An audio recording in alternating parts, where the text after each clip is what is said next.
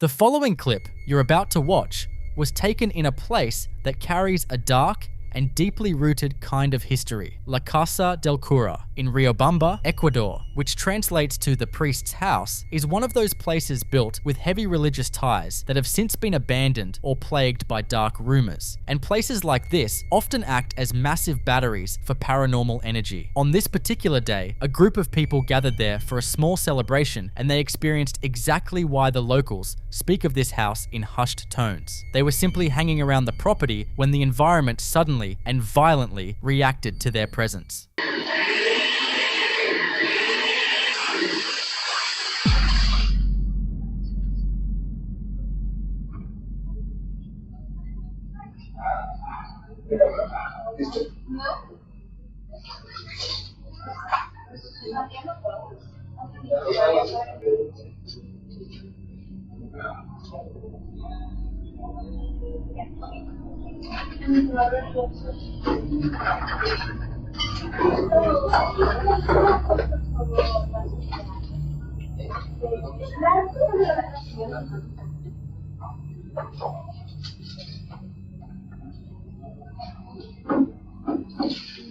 If this happened in any other place, maybe there would be a more scientific explanation. You could argue it was extreme thermal stress, a sonic vibration, or a sudden shift in the old building's foundation that caused that heavy pane of glass to spontaneously shatter. But in a place with a history like La Casa del Cura, logic tends to fall apart the closer you look. Because the breaking glass isn't actually the most terrifying part of this footage. It's what the shattered glass reveals. If you slow the footage down and look closely into the dark space behind the broken window, you'll see exactly what eagle-eyed viewers noticed. As one commenter pointed out, once the glass breaks, there is a black shadow behind it that disappears. It changes the entire context of the video. That glass didn't just break under natural atmospheric pressure. It was broken by whatever was standing on the other side. Whether that entity was trying to get out or simply sending a violent, unmistakable warning to the people gathered outside, one thing is certain: they were never truly alone at the priest's house.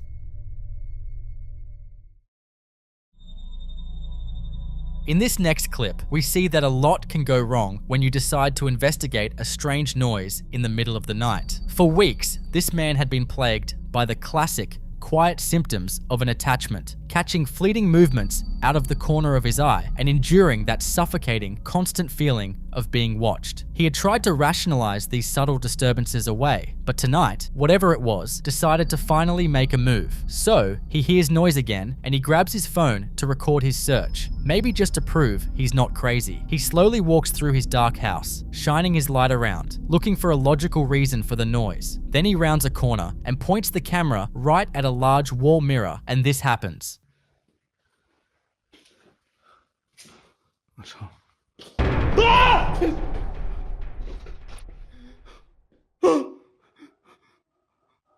The scream you just heard, that's pure shock. It's the sound of someone realizing that the thing they've been sensing in the shadows is actually standing right behind them. In paranormal research, mirrors are often considered conduits or traps for energy that exists slightly out of our conventional frequency of perception. What makes this specific manifestation so deeply sinister is not aggression, but proximity. This entity wasn't hiding in a distant closet or another room. It was close enough to touch him, waiting for the one split second he finally decided to look. Some people also believe that entities like this only exist within reflections. If that's true, it leaves us with a truly disturbing possibility. Is it trapped in the mirror, or are we only seeing the smallest fragment of what is standing right behind us in the real world, just outside our normal field of vision?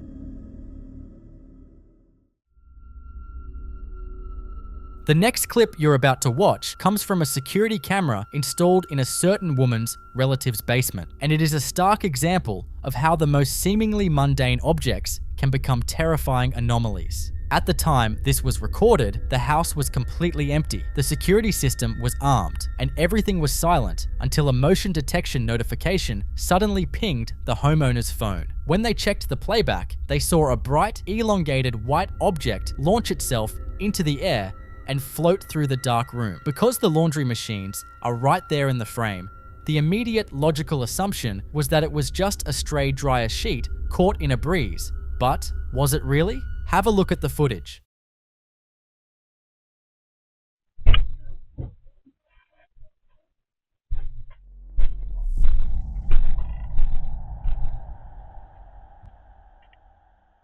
If you look closely, the dryer sheet theory quickly falls apart. Basements are famously stagnant spaces, and the homeowner confirmed there were absolutely no open windows or drafty conditions down there to cause that kind of sudden vertical lift. A piece of lightweight fabric doesn't just overcome gravity and aerodynamically steer itself across a room without a strong, localized updraft. Then, the footage takes a much darker turn. Right after the white form floats out of view, the camera picks up a chilling audio sequence. Heavy, weird footsteps, followed by a clear, guttural growl. But that's not even the detail that completely destroys any logical explanation. You see, when the homeowner went down to that exact spot to retrieve the supposed dryer sheet and close the case, she couldn't find it. There was no sheet on the floor and no lint on the walls. It had simply vanished. In paranormal investigation, an object that manifests in mid-air, defies the physical environment to move, and then completely de-manifests isn't a piece of laundry. It's an energy signature, and whatever floated through that basement used a mundane shape as a disguise, leaving behind a growl to prove it wasn't just passing through.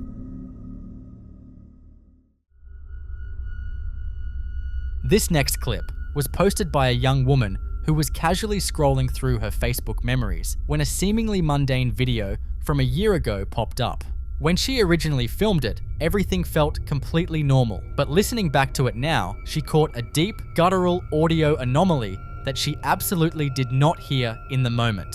You see, sometimes the most unsettling paranormal evidence isn't captured during a ghost hunt, but is sitting quietly in your own digital archives, waiting for you to notice it. To make matters worse, she wasn't the only living thing in the video that sensed something was wrong. Pay close attention to the stray cat in the frame. Animals have a visual and auditory frequency range far beyond human capabilities, and this cat is completely hyperfixated on a blank wall, locked onto something that the camera lens simply cannot see. Turn your volume up and take a listen.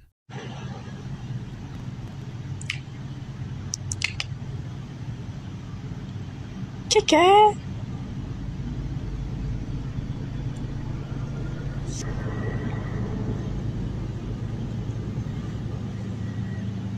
Audio pareidolia is a psychological phenomenon where our brains try to find familiar words in static or distortion. But what happens when multiple people hear different yet equally terrifying things? Neighbors who reviewed the footage claim the voice is whispering silence, while others are convinced it says Satan. The woman herself hears something closer to a guttural "get out." But this audio anomaly is just the tip of the iceberg, because this entire townhouse complex seems to be an active paranormal hotspot. The local kids report seeing figures in the dark, and multiple mothers have complained of doorknobs twisting on their own and unexplained heavy knocking echoing through the shared walls. Inside the woman's own home, the activity has taken on the chilling characteristics of a mimic. Her mother frequently hears her daughter's voice calling out when she isn't even home. On one occasion, while the woman was in the shower blasting music, her mother clearly heard someone whistling just outside the bathroom door. Even the family dog, Zaya, is acting like the house is under siege. Recently, the dog abruptly sat up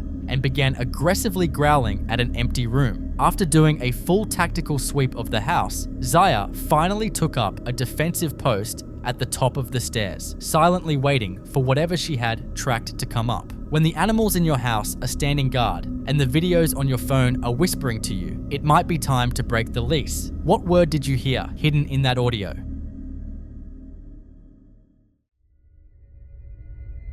This next clip taps into one of the most universal childhood fears: toys that seem to have a life of their own. The footage shows someone lying in bed in a dark room while their baby doll randomly begins singing at 2 a.m. Before we watch, we have to address the most common skeptical explanation. Whenever a video like this surfaces, people immediately argue that there is nothing paranormal happening and that the creepy, distorted audio is simply the result of dying batteries. And on a surface level, they are right about the sound. As battery voltage drops, a toy's sound chip slows down, stretching a cheerful song into a demonic drone. But that explanation fundamentally ignores the mechanics of how these toys actually operate. A dying battery does not magically close an open circuit. For an electronic doll to play its audio sequence, a physical trigger must be activated. A button pushed on its stomach, a hand squeezed, or a string pulled. Keep that terrifying reality in mind as you listen to the singing and pay very close attention to the laugh at the very end.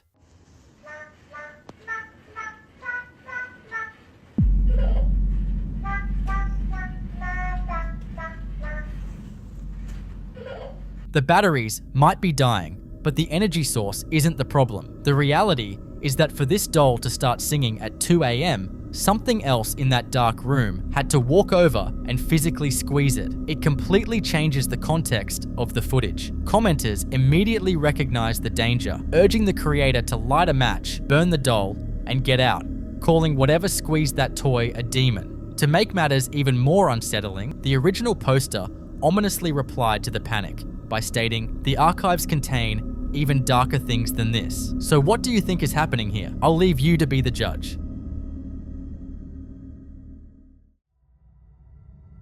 This next clip comes from a home surveillance system back in 2018, shared by a woman who had been experiencing a string of odd occurrences at her former home. When we think of poltergeist activity, we usually picture violent chaos, things being thrown off counters, glass shattering, or doors slamming in the dark. But what happens when an unseen presence decides to do the exact opposite and starts organizing your living room? In the footage, you can see a pair of white shoes left sitting out of place, right in the middle of the area rug. Watch what happens to the environment, the strange orbs drifting through the room, and especially the white shoes.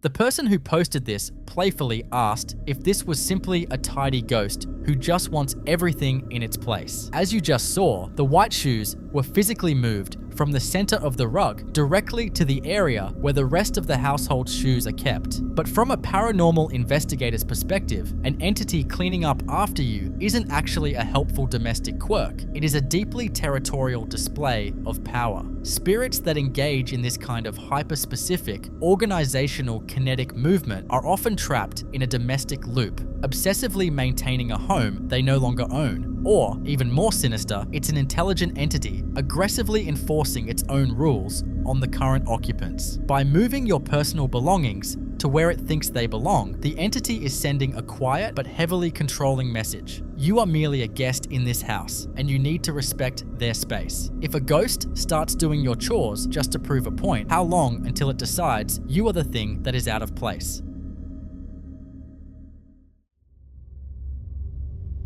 In this next clip, we see the stark difference between a haunting that merely wants to be heard and one that wants to be physically felt. For a while, this guy had been dealing with the former. He had been hearing unexplained sounds echoing through his house and catching glimpses of things moving in his kitchen out of the corner of his eye. It was unsettling, but it hadn't escalated into outright violence. That all changed on a completely average evening. He was just upstairs trying to watch a baseball game when a massive, violently loud bang echoed from the lower level. Grabbing his phone, he heads downstairs to see what on earth could have made that much noise. What he finds proves that whatever is in his house isn't just making sounds anymore.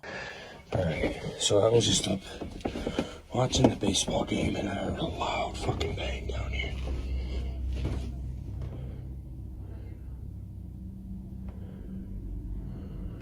Oh shit. Okay. What the fuck? 1, 2, 3. Oh shit. Okay, so that's what I heard.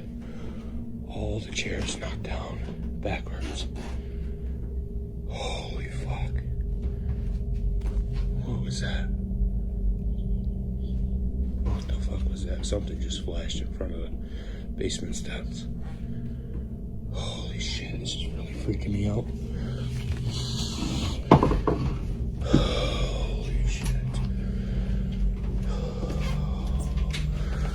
Oh my god. That is what a sudden, explosive release of kinetic energy looks like. The dining room has been completely trashed, with heavy wooden chairs thrown backward and knocked entirely onto the floor. This level of physical displacement requires an immense amount of deliberate force. In paranormal theory, when an entity physically manipulates the environment to this extreme degree, it requires a massive concentration of raw energy. If something has the power to generate that much force and throw heavy furniture around while you are just sitting upstairs, what is stopping it from walking up those stairs next? What do you think caused all that commotion? I'll let you be the judge.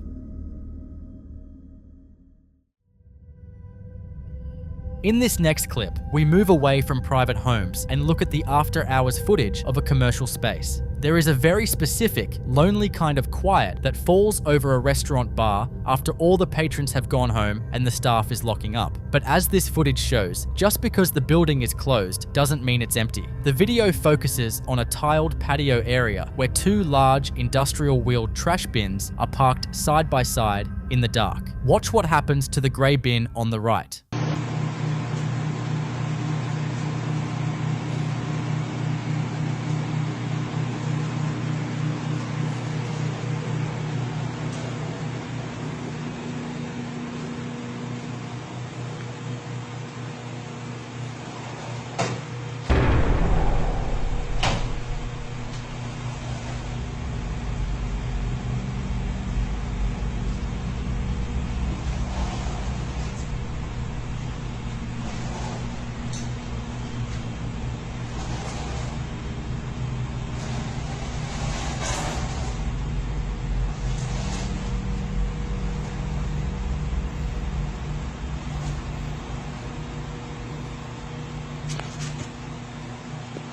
As you just saw, the trash can on the right begins to smoothly and deliberately roll across the tiles entirely on its own. Now, skeptics might immediately jump to the wind as an explanation. But consider the physics of the object. These are heavy, commercial-grade bins. A strong gust of wind might catch a lid or even tip an empty, top-heavy bin over, but it takes sustained, directional kinetic force to smoothly push a wheeled object of that size across a textured tile floor. Also, if it was wind, it would affect both bins and not just one. It leaves us with that lingering, unsettling question regarding poltergeist activity. Why this object? An entity manipulating a mundane, heavy object like a trash bin isn't trying to send a complex message. It is simply flexing its ability to interact with the physical world, proving that it has the density to move things in our reality. So, what do you think this was? The following clip you're about to watch was posted by a mother who has been noticing some strange behavior with her kid. She says this kind of thing has happened more than once in her home, and this time she had the camera rolling.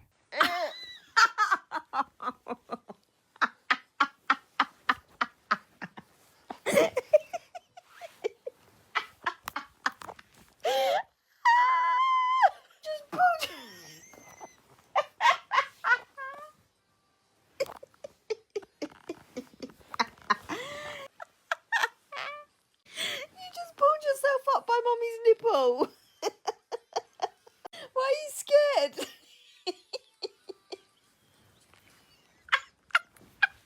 Please.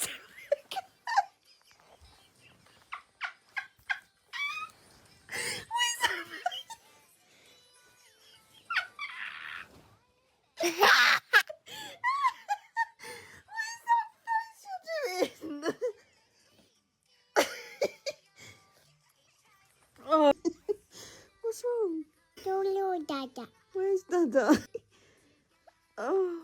Dada, the buffet. Okay, look.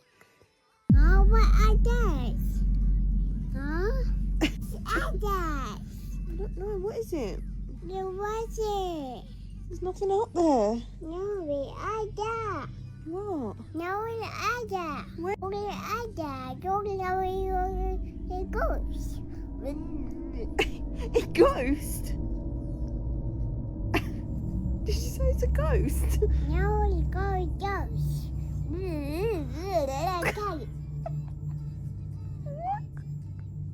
Where's a ghost? No, we ghost. Go to my. Pia ghost. Come. Oh, Big ghost. Did you notice when the little girl suddenly loses the thread of whatever they were doing and fixes her attention on the doorway? Not frightened, just completely locked in on something her mother can't see. And then she starts describing it in the way only a small child can, which is what sent the comments into a frenzy. What's interesting about this one is the mother's reaction, or the lack of one. She mentions that she's never particularly alarmed when things like this happen, almost like it's become a familiar enough occurrence in their home that she's found a way to sit with it. But she also admits there was one time where her daughter's reaction was completely different, genuinely terrified, panicking in a way that shook the mother far more than anything she'd witnessed before. She doesn't go into detail, but that contrast is hard to ignore, because a child who laughs at something one day and is absolutely petrified of it another suggests that whatever is showing up in that house isn't always presenting itself the same way. There's a long-standing belief across many cultures that young children perceive things adults have lost the ability to notice, that somewhere in growing up, that particular sensitivity closes off, and what was once visible simply stops being so. Most of the time, the stories that come from it are sweet, even funny, like this one. But every so often, the mood shifts, and the child who was laughing isn't laughing anymore. So, what do you think the little girl actually saw? I'll leave you to be the judge of that.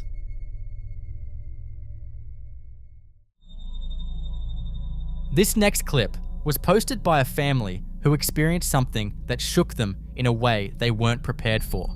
And once you see it, it's not hard to understand why. Pay close attention to the eye. Like a witchcraft, they'll put something in, the toy.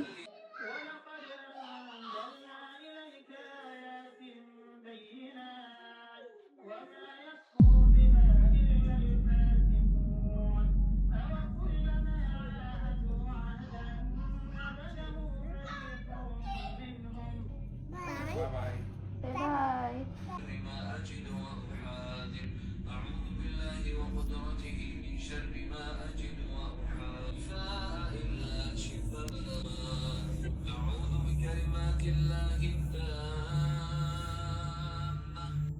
Sometimes when if it's like a witchcraft, they'll put something in, the toy. I don't think it was meant for us, but sometimes it can be like that. It could have been recycled or something. But yeah, there's nothing in it. It's empty. There's no mechanism in that toy designed to move its eyes. The family looked into it and eventually decided to open the toy up entirely to see if there was anything inside that could explain it. They found nothing, just wool, where they were hoping to find a rational answer. In Islamic tradition, jinn are believed to be beings that exist alongside humans, capable of inhabiting spaces and objects, and the concept of sihir, witchcraft, includes the idea that certain objects can be used as vessels or anchors, sometimes without the owner ever knowing. The family raised the question of whether the toy could have passed through someone else's hands before theirs, and whether something could have been attached to it before it ever entered their home. What makes this one linger is that the family got their answer. They opened the toy, they checked, they found nothing, and somehow that made it worse. Until more is known, all anyone can do is speculate. But if that toy was sitting in your child's room right now, what would you do? Would you be able to leave it there?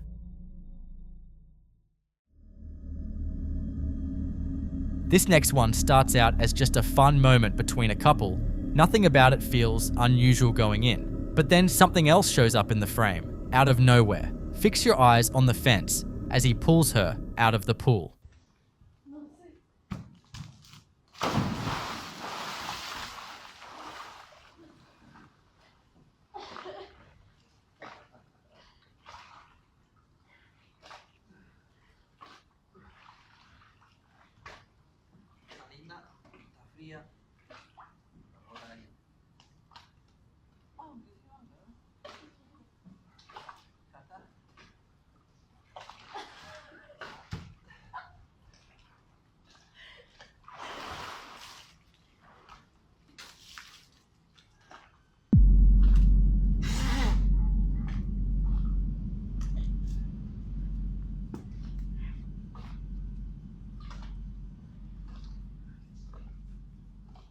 You might have to watch it more than once, and that's kind of the point. It's not something that announces itself, but once you see it, it's hard to unsee. Something moves along that fence, and it doesn't move the way a shadow should, and it doesn't move the way a person passing by would either.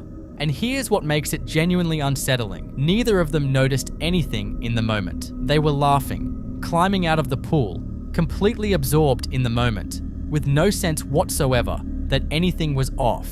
It was only when they watched the footage back that they saw it. Whatever was moving along that fence was right there with them, and they had absolutely no idea. Some viewers suggested it could be a reflection off the water, but that's definitely not the case, because whatever was moving wasn't moving in sync with any of them. Others say it was just someone just out of frame passing by. Others weren't convinced, pointing to the way it moves, the shape of it, the speed, the fact that it appears and disappears without any clear entry or exit point. Whatever it was, it had no interest in being noticed. But what do you think?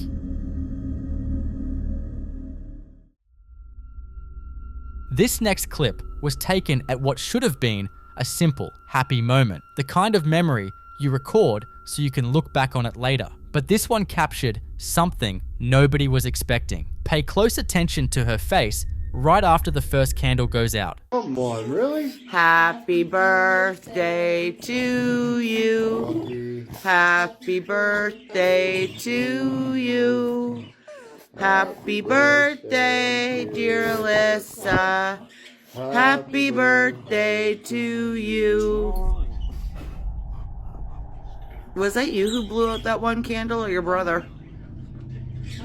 Watch the recording. That was weird. It wasn't Alyssa because you can see her face after she was like, Yeah. I'm getting you cake. And the look on her face in that moment says everything. She didn't do it, and she knows she didn't do it. Someone standing in the background had already noticed her reaction the moment it happened. There are practical explanations people reach for in the comments. A slight draft, a flaw in the wick, the way certain candles burn unevenly. And any one of those could technically account for a flame going out on its own. But the family doesn't believe that's what happened. They believe her brother was there that night, showing up the only way he could for his little sister's 20th birthday, quietly, without disrupting the moment, just enough to let her know. And maybe the most moving part of this whole clip isn't the candle at all. It's the fact that in a room full of people singing and celebrating, she felt it immediately, like some part of her already knew who it was. So, what do you think? A draft, a faulty candle, or a brother who didn't want to miss his sister turning 20? I'll let you be the judge of that.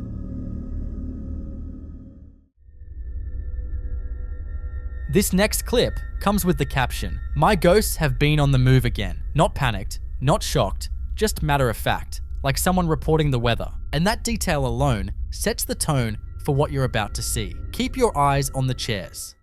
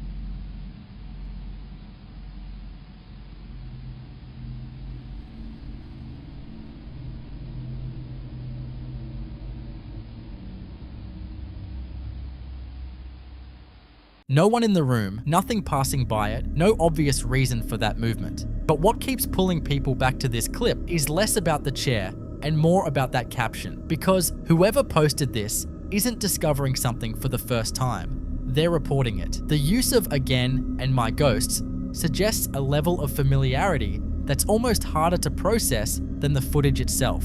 This is someone who has been living with this long enough to give it a name, long enough to expect it, long enough that a chair moving across an empty room is just another thing worth noting. Skeptics pointed to an uneven floor, vibrations from outside, or the chair simply being off balance, all reasonable starting points. But if any of those were the answer, you'd expect everything in that room to be affected. Both chairs, the table, anything else with weight and legs. Instead, everything else stays exactly where it is. Only one chair moves, and only one chair falls. So what do you think? And what would you do if that were your house?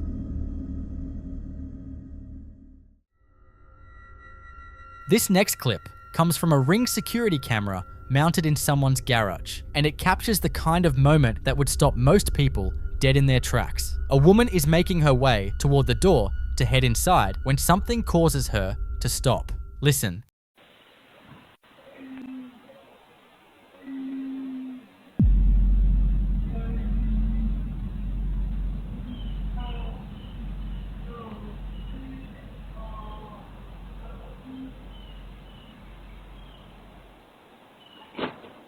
And the thing that makes this one so difficult to sit with is how human it sounds. Not a creak, not a bang, not something that requires interpretation, actual words, forming an actual sentence, directed at her specifically. The kind of thing that, if you heard it alone in your garage at night, would follow you inside and keep you up. The immediate reaction from a lot of viewers was that it had to be a neighbor, or someone outside, or audio bleeding in from somewhere nearby. But others pointed out the clarity of it, the way it seems to come from within the space rather than drifting in from outside, and the fact that it responds to her presence directly, addressing her as she's walking through. There's a long history in paranormal research of what are called intelligent hauntings, where whatever is present doesn't just make noise, but communicates, responds, asks for things. And that last part is what unsettled people the most about this clip. Because a presence that wanders is one thing, but a presence that knows you're there, knows you can hear it, and is asking for your help, that's something else entirely. So was it someone from across the street talking, or was it something else?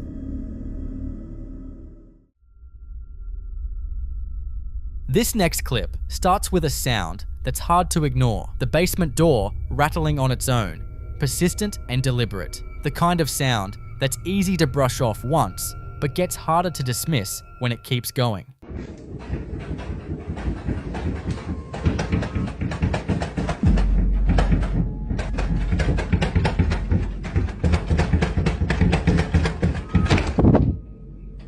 Nothing on the stairs, nothing at the bottom, just silence, where the rattling had been a second before. That timing is the detail that gets people, because a door rattling from air pressure or an uneven frame doesn't stop the instant it's opened. It stops when the conditions change. This one stops the moment a person responds to it, almost like whatever was behind it got what it wanted. What makes this one sit differently is that this isn't a one-time occurrence. According to the person who posted it, this has been happening every single day, and it only started recently, following the loss of a family member. In many cultures and spiritual traditions, there's a belief that the recently departed don't always leave straight away, that some stay close to the people and places they loved, especially in those early weeks. A door that rattles until someone comes, until someone acknowledges it, fits that idea in a way that's hard to dismiss. Others would say, grief has a way of making us search for meaning in things that were always there, that the timing is just timing. But if someone you loved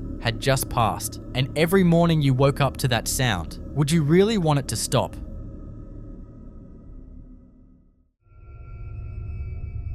This last clip was posted by Insomnia Chic, and it comes from her neighbor's outside security camera. Pay attention to the wall.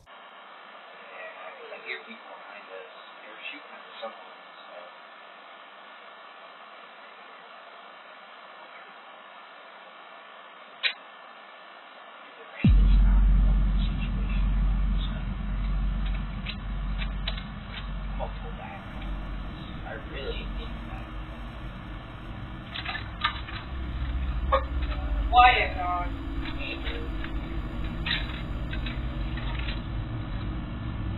Oh, we're gonna need to push now. We're gonna need a car, and we're gonna want to go upward. Something moves across that wall and disappears straight into a child's bedroom window.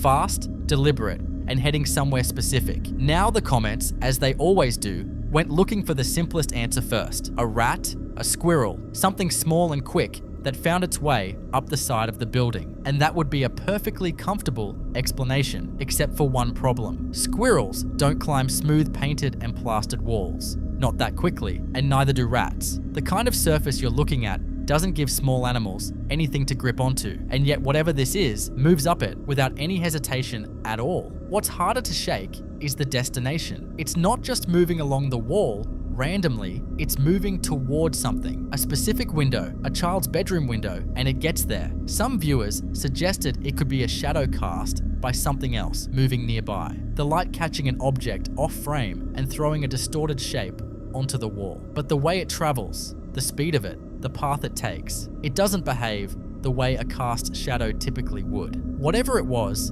it knew exactly where it was going. And the fact that it ended up at a child's window rather than anywhere else on that wall, that's the part that's difficult to just move on from. The following video you're about to watch was posted by a woman who was just recording herself talking to the camera. A mundane, everyday moment. Nothing felt out of place while she was filming, but when she watched the video back, she discovered something lurking in the background that totally freaked her out. She was mid-conversation, relaxed, completely absorbed in whatever she was saying to her audience, but had no idea that something in the window just over her shoulder was watching her do it. Pay attention to the window. Nunca he sentido que me parezco a Dua Lipa, pero desde que me corté el cabello siento que me parezco muchísimo menos a Dua Lipa.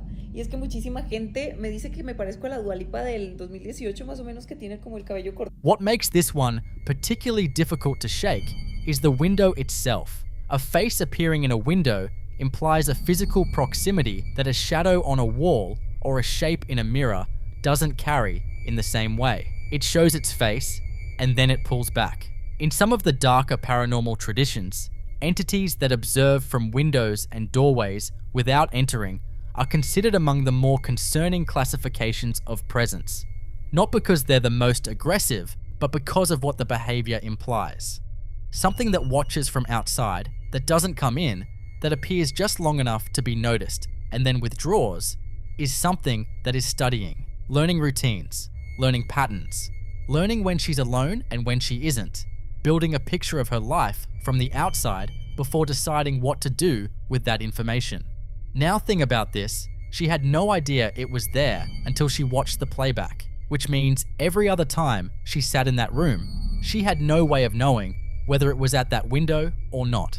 So the most unsettling part of that isn't the one time the camera caught it, it's every time the camera wasn't rolling. What do you think that thing is? I'll leave you to be the judge. This next clip comes from someone who kept hearing banging sounds every time they inspect a certain storage unit, persistent enough and concerning enough that they reported it to the front desk, assuming someone had accidentally gotten locked inside one of the units. The staff had been through that entire facility multiple times. Every unit checked, every corner covered, every possible human explanation exhausted, and still the banging continued. Still nobody was found, and still the front desk, who could hear none of it from where they sat, were increasingly uncomfortable with what their tenant kept bringing to them. And then it happened again, and this time he had his camera out.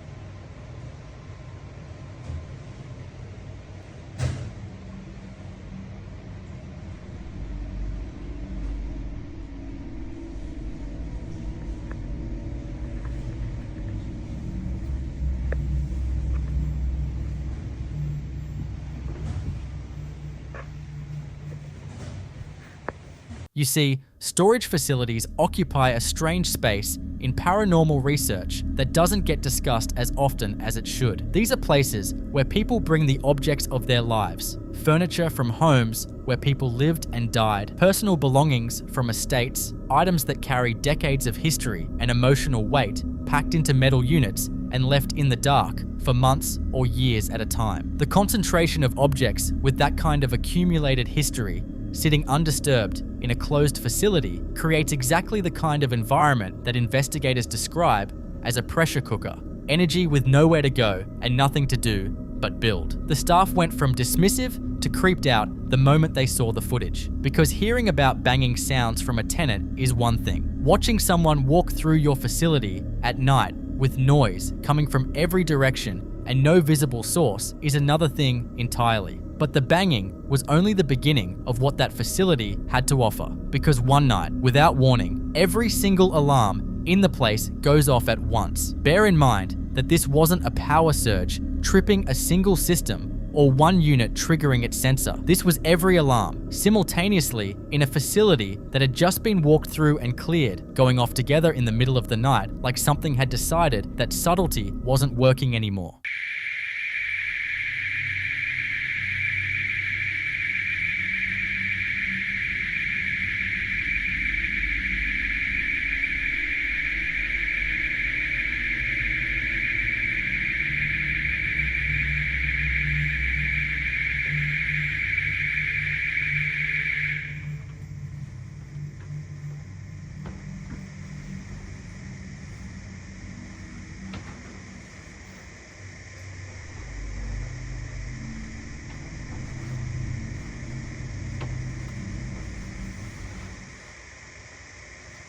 A presence that starts with banging on walls and graduates to triggering every alarm in a building is following a pattern that paranormal investigators recognize immediately: escalation. The banging was an announcement, and the alarms were a demonstration. Whatever is in that storage facility was making very clear that it understood the building it was occupying, that it knew which systems could be activated and how, and that it was capable of making itself impossible to ignore when it wanted to. Whatever it is, it's not stuck inside one of those units. It has the run of the whole place, and the staff that has to work there every day is only just beginning to understand that.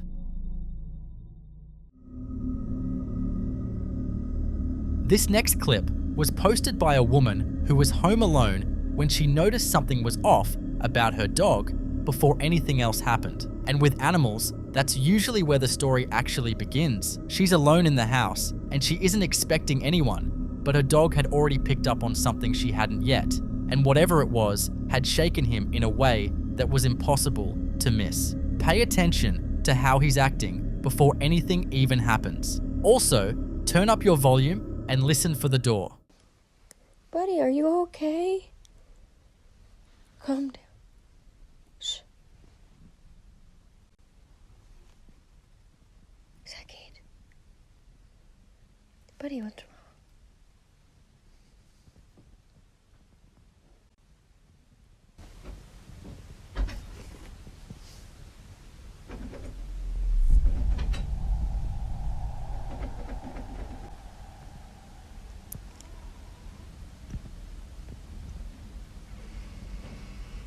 She stops recording and goes to check the door, and nobody is there. Home alone, door opened, and nothing on the other side of it to account for either the sound or the state her dog was already in before it happened. Now a dog shivering like that before a door opens on its own is the detail that this clip lives and dies on, because the sequence matters enormously. He wasn't startled by the door. He was already frightened before the door became part of the story, which means whatever entered his awareness did so through senses that had already registered something his owner hadn't. The door was almost secondary. Dogs don't shiver from drafts, and they don't tremble from the sound of a door handle turning. That specific, full-body fear response is reserved for something that has genuinely threatened them at a level we don't have access to. And whatever was in that house with her had already made its presence felt to the one in the room who was capable of feeling it.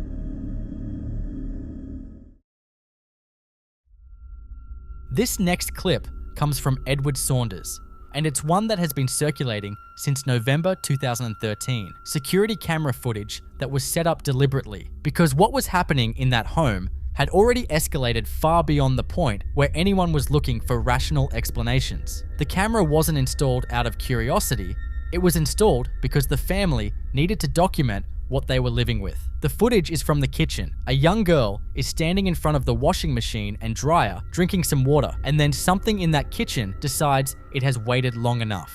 What happens to her is not subtle, it is not open to interpretation, and it is not something that any environmental explanation can account for. The reaction, the screaming, the attempt to get back into frame, all of it captured by a camera that was put there specifically because this family already knew that their kitchen was not safe. Take a look.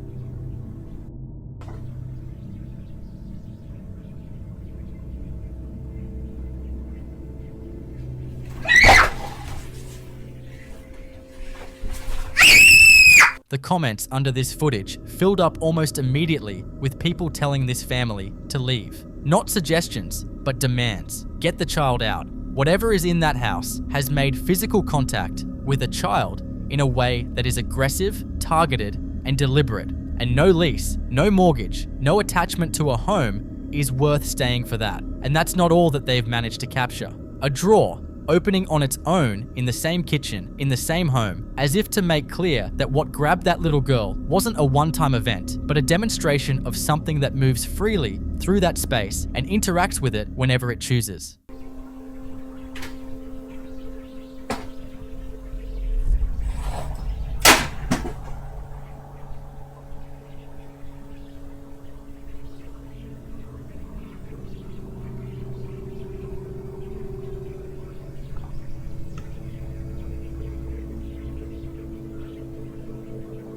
What makes the drawer almost more unsettling than the first clip in some ways is the casualness of it. After everything that happened to that girl, a drawer opening on its own feels almost like a statement, a reminder that whatever is in that kitchen is still there, still active, and unbothered by the camera pointed at it. It knows the camera is there. It was installed because of it, and it opened that drawer anyway. Poltergeist activity at this level, physical contact with a person, objects moving independently, interference with recording equipment, represents the most aggressive end of a spectrum that typically builds over time, which means whatever is in that house didn't start here. It started smaller, quieter, and worked its way up to dragging a child behind a washing machine. The question that nobody in that house has been able to answer is where it goes from here. The comments kept coming. Move, please move, get the kid out. So here's the question. If that were your child in your kitchen and the camera showed you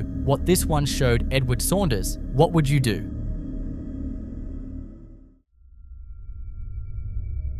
This next clip was posted back in 2022, and it captures something happening in the hallway of his home that starts with a locked attic hatch and ends with the kind of footage that makes people genuinely uncomfortable to watch. The attic was locked, and that detail matters, because what unfolds in this hallway doesn't begin with something that was already open or already loose. It begins with something that was secured, and whatever is in that house decided that wasn't going to stop it. Have a look.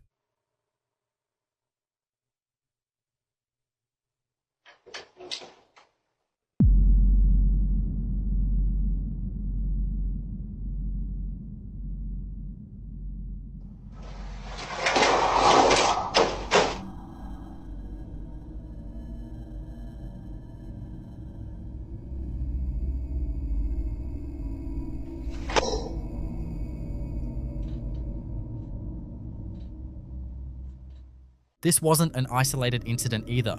The activity in that house had been building for a while before this footage was captured. Other things happening in other rooms, a pattern of escalation that anyone who has followed cases like this one would recognize immediately. But it was the day his girlfriend got hurt that everything changed. Whatever was operating in that house had crossed from moving objects and opening locked hatches into making direct physical contact with a person. And at that point, the decision to leave wasn't really a decision at all. They moved out. But here's the theory that sits at the darkest end of what cases like this one suggest, that a presence capable of unlocking and operating a physical mechanism of staging what amounts to a deliberate sequence of events in a hallway isn't reacting randomly or expending energy without purpose. It's demonstrating capability, showing the people in that house exactly what it can do methodically, like something that wants to be taken seriously before it escalates to something worse. They left, but the house is still there, and whatever unlocked that hatch from the inside, it never had any reason to leave with them, or did it?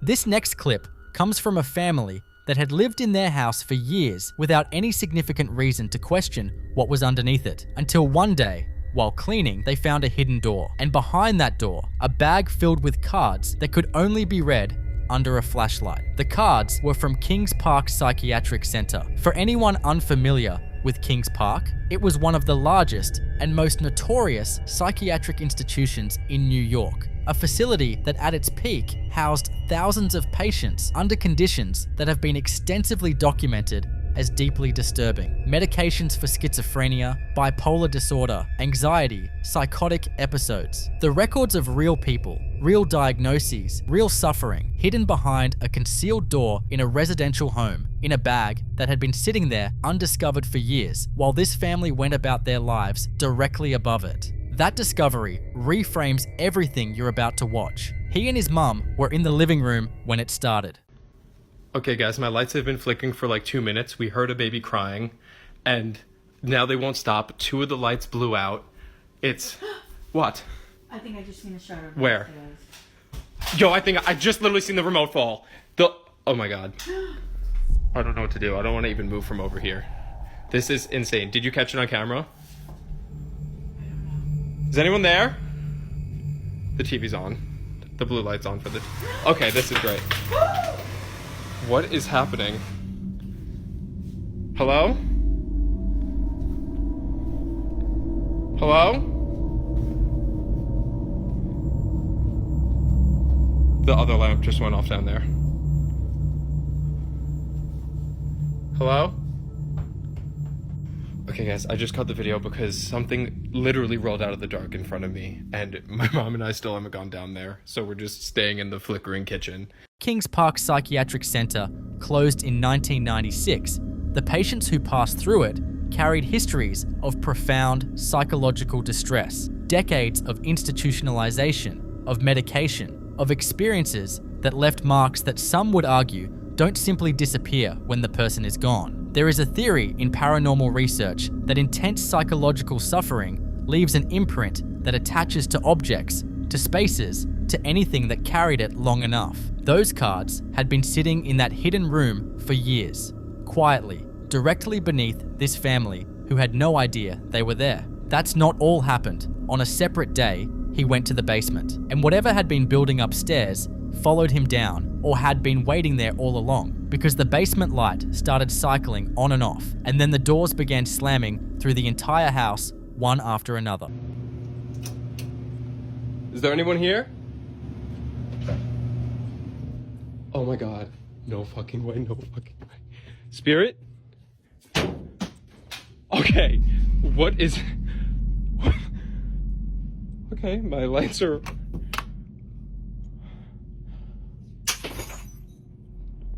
What is going on? Spirit?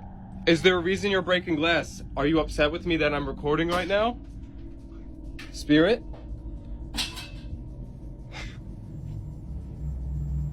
Hello?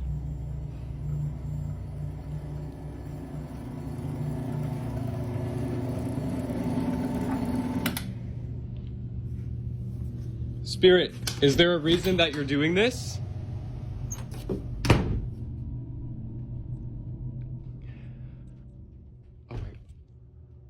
Okay. The smashing of glasses in response to being recorded is the detail that separates this from general poltergeist activity and places it into something more specific, a presence that is aware it's being documented, that objects to it and that has chosen a very deliberate way of making that known. This isn't random energy looking for an outlet.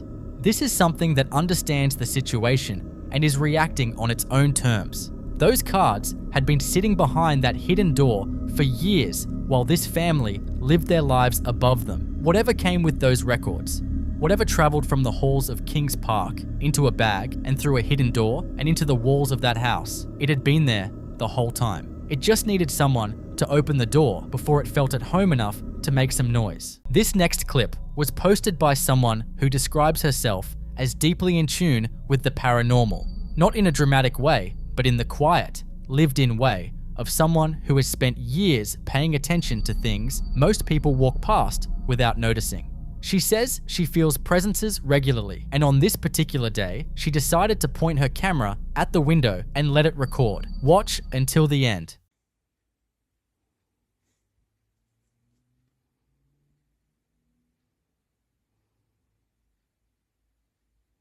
Showing you a video of a video that I took.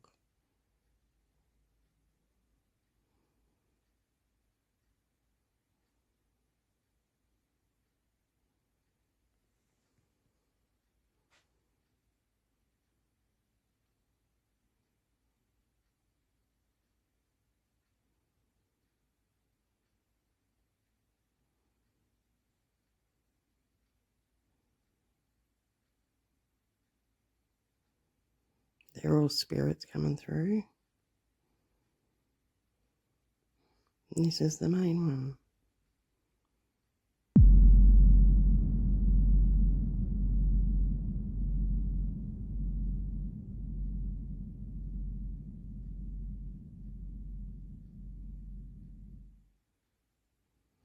Lots of orbs.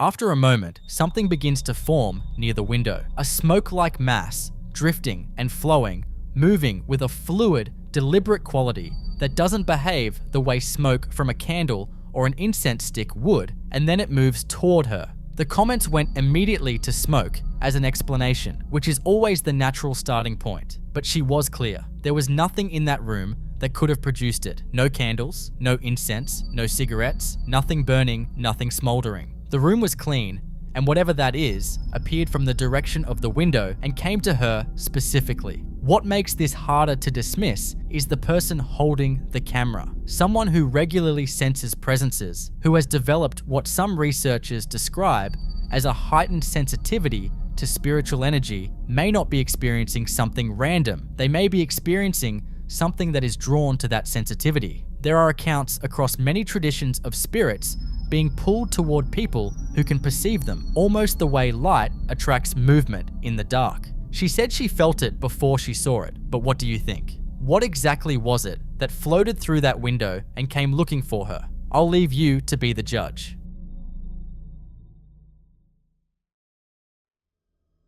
This next clip is different from everything else we've watched. There's no fear in it, no running, no slammed doors, or thrown objects. What you're about to see was captured by the security camera and the final hours of a mother's life, with a hospice nurse present in a moment that was already carrying more weight than most of us will ever fully understand. As she goes over to tuck the woman in, watch the room carefully.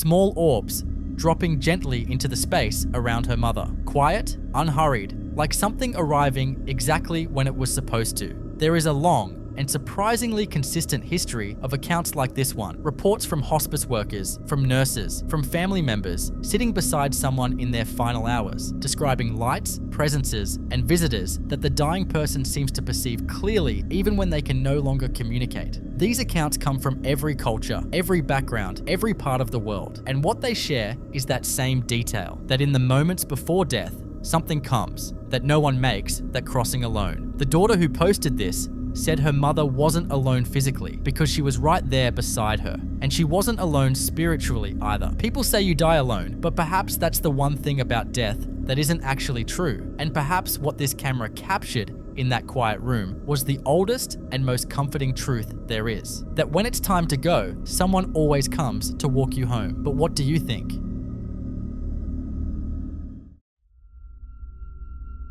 This next clip comes with a story that starts the way most of these do, with someone who didn't believe their child and a CCTV playback that changed everything. The family had just settled in for the night. A couple and their 2 kids, all sharing the same bed, blankets pulled up, lights off. The kind of ordinary, comfortable moment that makes what happens next so difficult to process.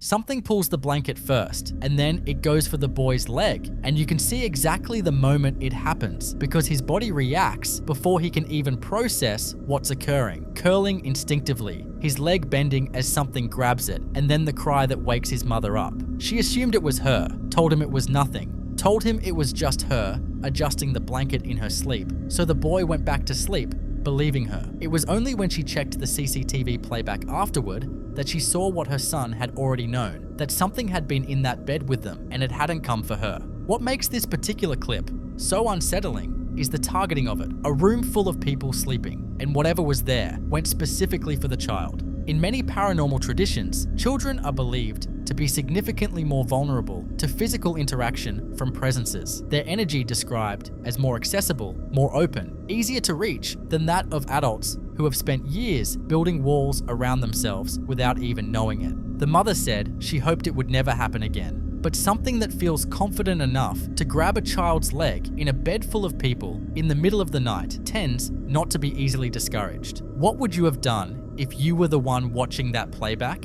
After what happened that night, the family didn't wait around to see if it would happen again. They called a priest, and honestly, given what that CCTV footage showed, something grabbing their child's leg in a bed full of sleeping people, it's hard to blame them. What follows is the family gathering together as the priest leads them in prayer, covering the home and everyone in it before they attempt to sleep again.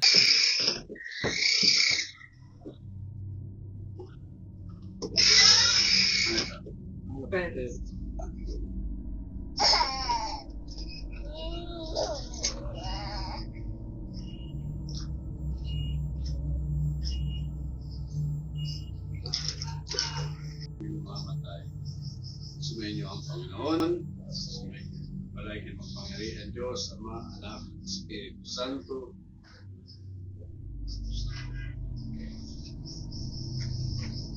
So, ano, kagabi lang nangyari yan.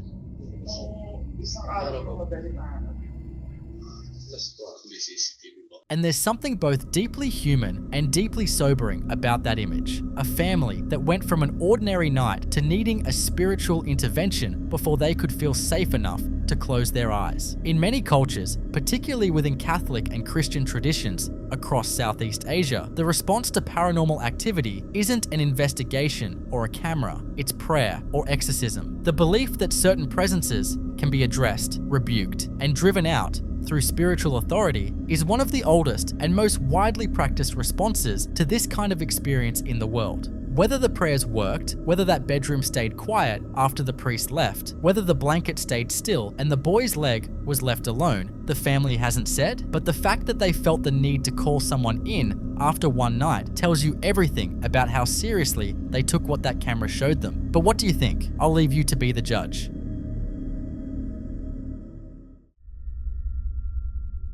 This next clip comes with a detail that the person who posted it wants to make very clear up front. He wasn't moving. Watch the mirror closely.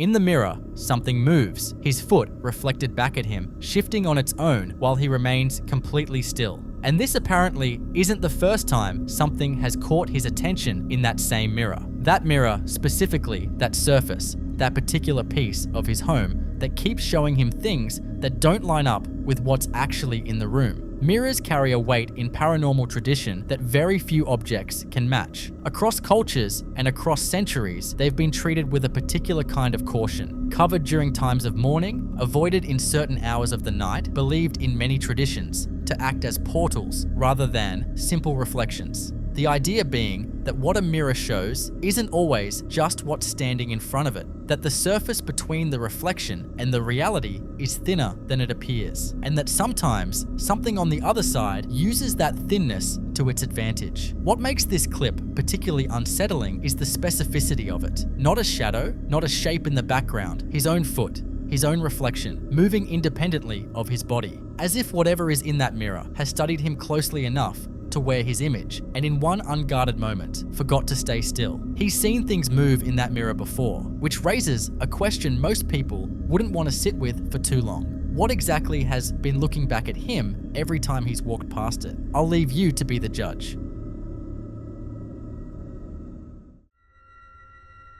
This next clip was posted by a father who heard his daughter laughing in her room and went to check on her, phone already out, almost like some part of him already knew that what he was about to walk into was worth recording. Keep your eyes on the daughter as he walks into the room. Amy.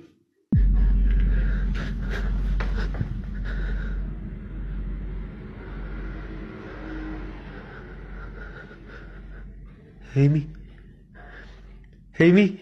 Something shows its face for a brief second and then it's gone, disappearing the moment he gets close enough to see it clearly, like it knew exactly how much of itself it wanted to reveal. He calls his daughter's name. She doesn't respond. He moves closer and tries to shake her, and she doesn't respond to that either, sitting in that room in a state that sits somewhere between sleep and something else entirely, completely unreachable while he's standing right beside her.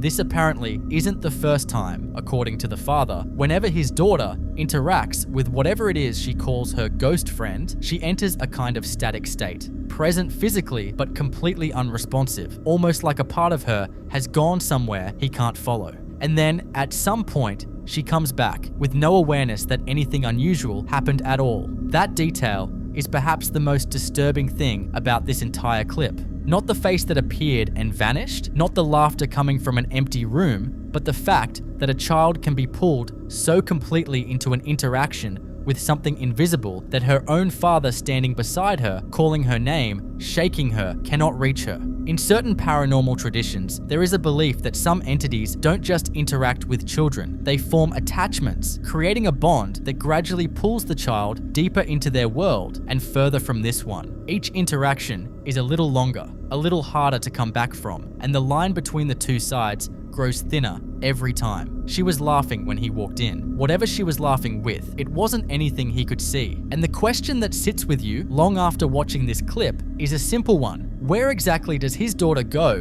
when she's in that state, and what is it that keeps pulling her back there?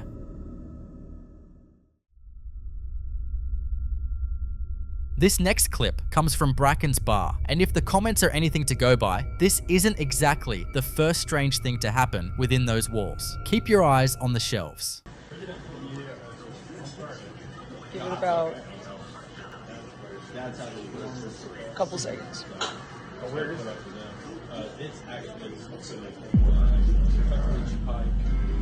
The bottle drops on its own, from a shelf lined with other bottles that stay perfectly in place, as if whatever singled that one out had a very specific bottle in mind. No one near it, no vibration that ripples through the other bottles, nothing that shifts or wobbles on either side of it. The bartender knew it immediately, so she asked to re-watch the tape. Not out of curiosity, but out of certainty, because she was there when it happened, and something about the way that bottle fell didn't sit right with her. A bottle that loses its balance rolls, wobbles, tips gradually. It doesn't just drop the way this one did, and she knew the difference. Now, bars and dive bars in particular have a reputation that goes beyond their closing hours and their regulars. They're spaces where a lot of living happens. Celebrations, arguments, last drinks, long nights. The kind of emotionally charged moments that some investigators believe leave something behind in the walls and the woodwork over time. The older the bar, the longer that list gets, and the more saturated the space becomes with everything that's ever played out inside it. There's an old saying that goes around in certain circles: a dive bar without a ghost is just a bar. Bracken's, it seems, has no such problem. The bottle didn't fall, it was pushed. The only question is by who? I'll leave you to be the judge. The following clip you're about to watch was captured by a family who had been experiencing enough strange activity in their home that they decided to set up a full security camera system. Keep your eyes on the bowl.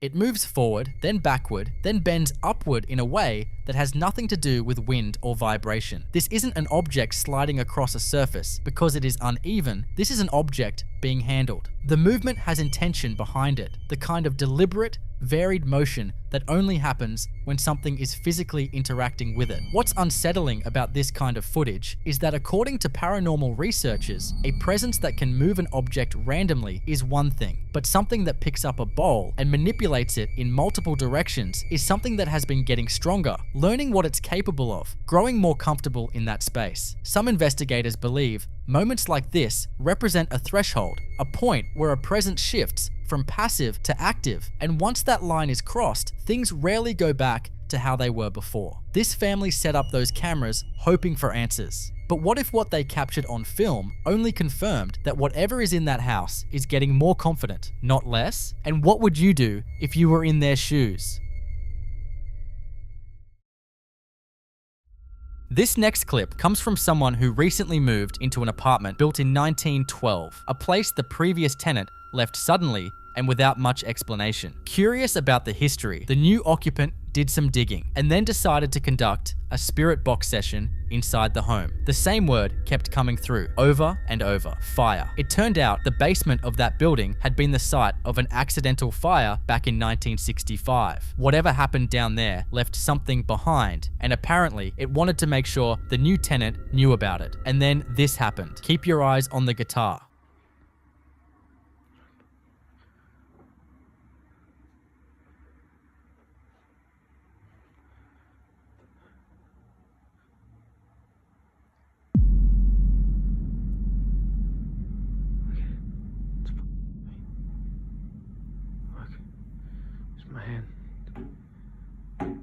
It's hanging in the hallway, a space with no windows, no vents, no airflow of any kind, and it starts rocking, not swaying gently the way an object might if something brushed past it, but rocking with a building intensity, almost like whatever is moving it is trying to bring it down entirely. A guitar hanging in a closed hallway doesn't rock on its own. And in a building with this kind of history, a sudden departure, a fire that claimed lives, a spirit box screaming the same word repeatedly, it's hard to look at that footage and feel comfortable. Some residual hauntings are believed to replay the most traumatic moment tied to a space endlessly and without awareness, stuck in a loop they can't break out of. Others suggest that what's in that building is far more aware than that, aware enough to communicate, aware enough to make its presence felt, and aware enough to know that a guitar swinging in a windowless hallway is going to get someone's attention. The previous tenant left suddenly. Now we might have some idea why, but what do you think? I'll let you be the judge. This next clip was uploaded to the internet by a viewer whose cousin recorded this at his hostel late one night. And before you watch it, there are two details worth keeping in mind. Whatever you're about to see up there, that area of the roof is completely inaccessible. There is no way up there, no stairs, no ladder, no entry point that anyone has been able to identify. Watch.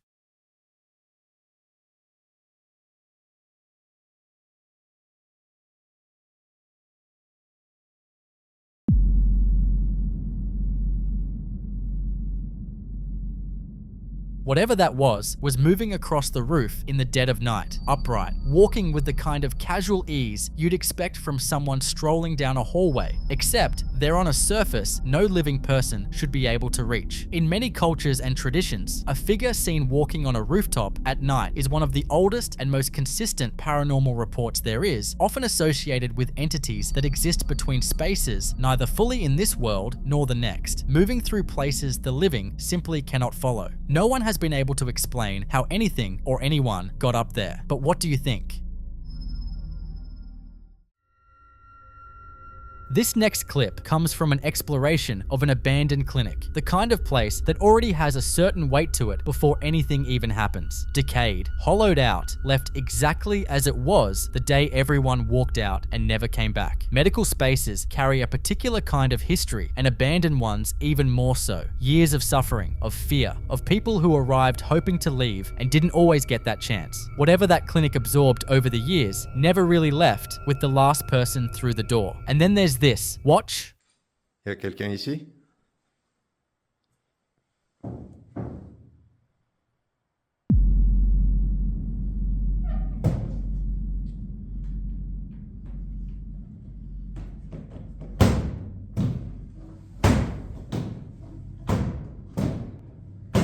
Je peux arrêter?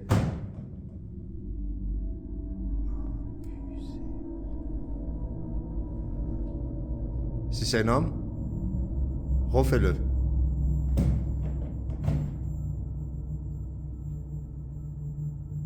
Plus fort. La dinguerie. Abusé. Hallucinant.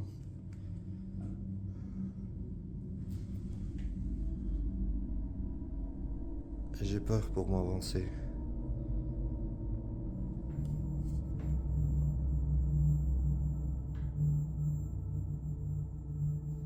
Franchement, les amis, c'est un truc de malade, cette expérience.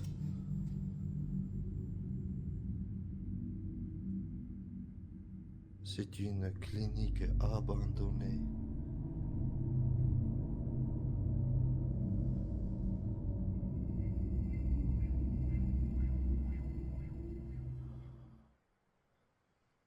It's not just settling or shifting under its own weight, but moving the way something moves when someone is handling it. Abandoned medical facilities are among the most consistently reported paranormal locations across the world, and investigators who specialize in these spaces often point to the same theory, that places where large numbers of people experience their final moments become saturated over time, holding on to the energy of everyone who passed through them. Clinics, hospitals, asylums. The walls remember what happened inside them, and sometimes what's left behind doesn't appreciate being disturbed by strangers with cameras. Some believe that certain presences attach themselves specifically to objects they interacted with in life, furniture, equipment, personal belongings, and that moving those objects is one of the most direct ways they can announce themselves. An old cabinet in an abandoned clinic has been sitting in the same spot for decades, completely undisturbed, and then someone walks in with a camera and suddenly it has something to say. Others would point towards something darker, that not everything lingering in a place like this is the echo of a patient who passed peacefully. Clinics have their own complicated histories, their own stories that never made it into any official record. Whatever decided to move that cabinet had been waiting in that building for a very long time. The only question is, what else is still in there with it?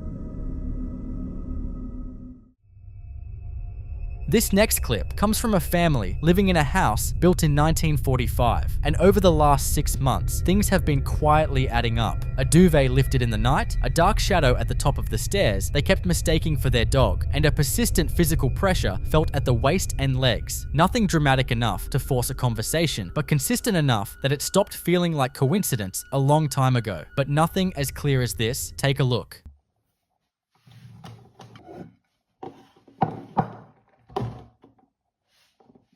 Tiny bit. Just a little.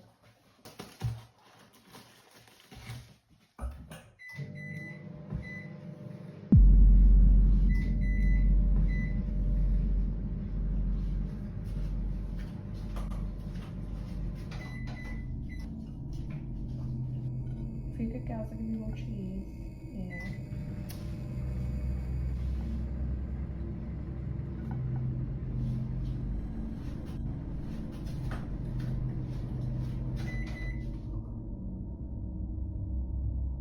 You've heard me talking about it, now it doesn't want to play.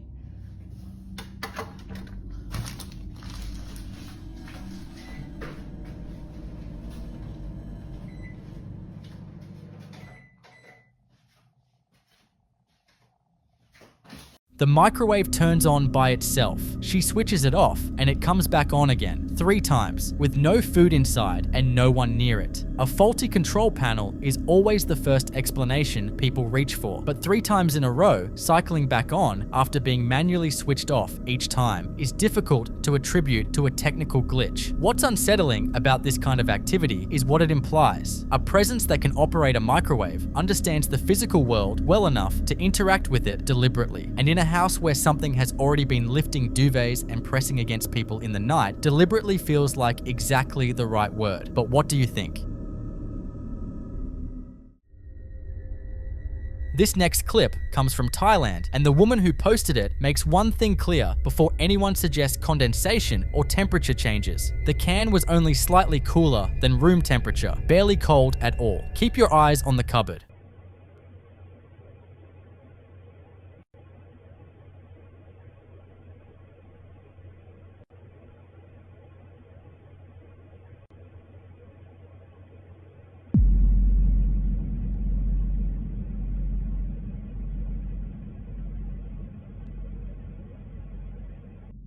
Whatever is interacting with that can has no interest in anything else on that surface. Just the can, just that moment, just the 2 people sleeping in front of it. That specificity is what makes it difficult to explain away. A vibration from outside, a passing vehicle, a tremor of any kind would affect everything on that surface equally. Instead, everything stays perfectly still except for one object, moving on its own in a room where 2 people are completely asleep and vulnerable. There's something particularly unsettling about paranormal activity that happens while people are sleeping, because whatever is present in that room chose that moment specifically. When the lights were off, when the couple was at their most unaware, something decided to make itself known. They slept through the whole thing, and whatever was moving, that can, was standing right there watching them do it. But if you were lying in that bed, and you woke up just in time to see that can moving in the dark, what would your next move be?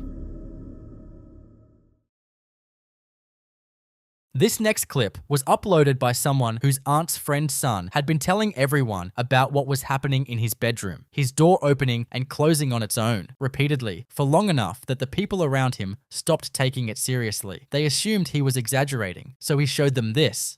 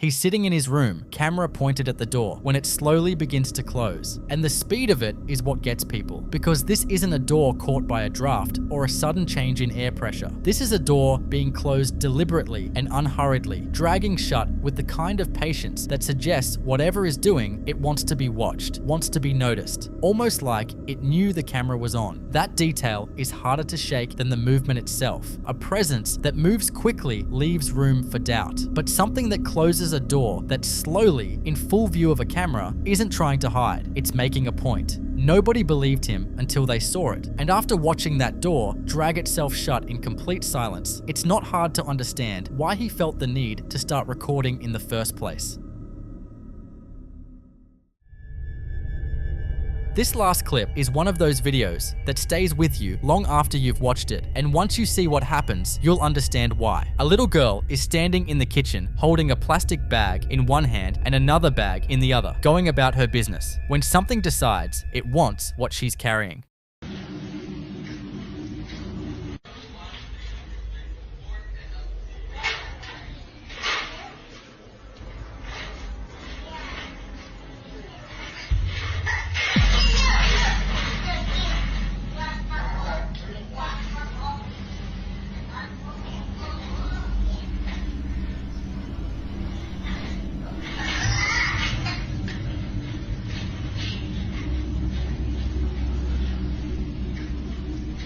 Whatever it is goes for the plastic first, and you can see her struggling to hold onto it, genuinely pulling back against something she can't see, something with enough physical force to make it a contest. She wins that round, but then it goes for the other bag, and the struggle starts again, the little girl planting herself and pulling back against an invisible grip until she wins that one too. And then she does the smartest thing anyone in that situation could do. She gets out of that kitchen. What makes this clip so deeply unsettling is the physical reality of it. This isn't a shadow. It isn't a sound. It isn't something open to interpretation. This is a child in a tug of war with something that isn't there, and the resistance is visible in every muscle in her body. Some presences are believed to interact with the living almost playfully at first, testing boundaries, seeing what they can take, what they can move, what kind of reaction they can provoke. But there is nothing playful about the amount of force being used on a little girl in her own kitchen. She held on both times, but the fact that something tried twice and only stopped when she walked away suggests it wasn't finished. It just ran out of opportunity.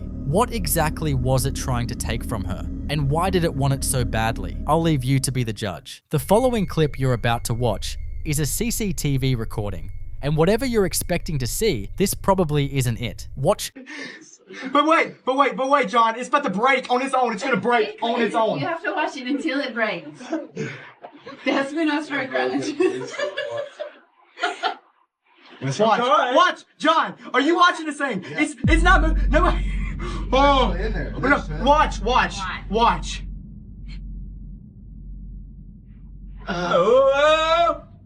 John. Watch. That hurts so bad. Nobody listens to me. There's ghosts in here. Nobody listens to me. Watch it.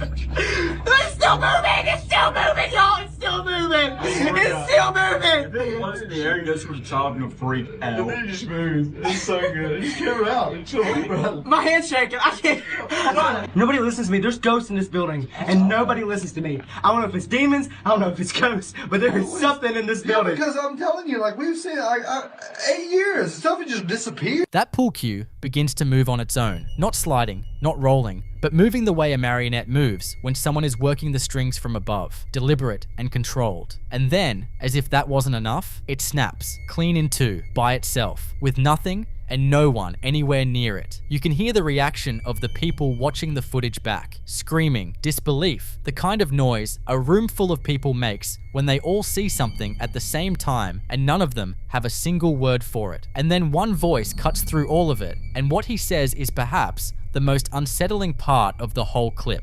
Nobody listens to me, there's ghosts in this building. Said like someone who has been trying to tell people something for a very long time and is only now being taken seriously. That detail reframes everything, because it means this wasn't the first strange thing to happen in that building. It was just the first thing strange enough that nobody could look away from it. Whatever had been dismissed, laughed off, or explained away before this moment, this was the thing that finally made the room go quiet. A pool cue doesn't bend and snap on its own. And somewhere in that building, something apparently decided it was tired of being ignored. But what do you think happened here? I'll leave you to be the judge. This next video was captured about 20 years ago by a man who lived in a flat that was built on the same ground where the old gallows once stood. From the moment he moved in, he'd had that constant, uncomfortable feeling of being watched, the kind that doesn't go away no matter how many lights you turn on. One night, he finally caught something on camera. Watch this. Has it started again?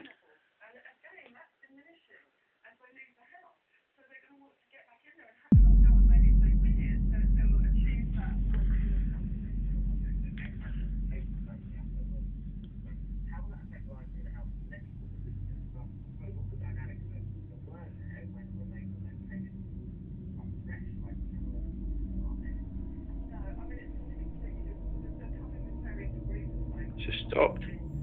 Away again.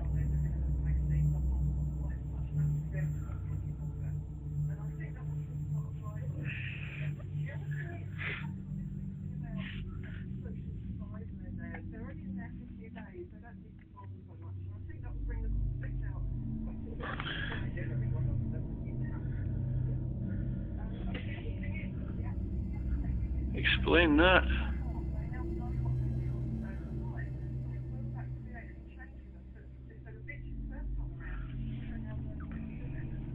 That's freaky.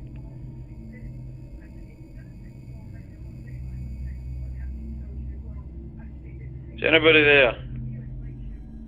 Oh, f that.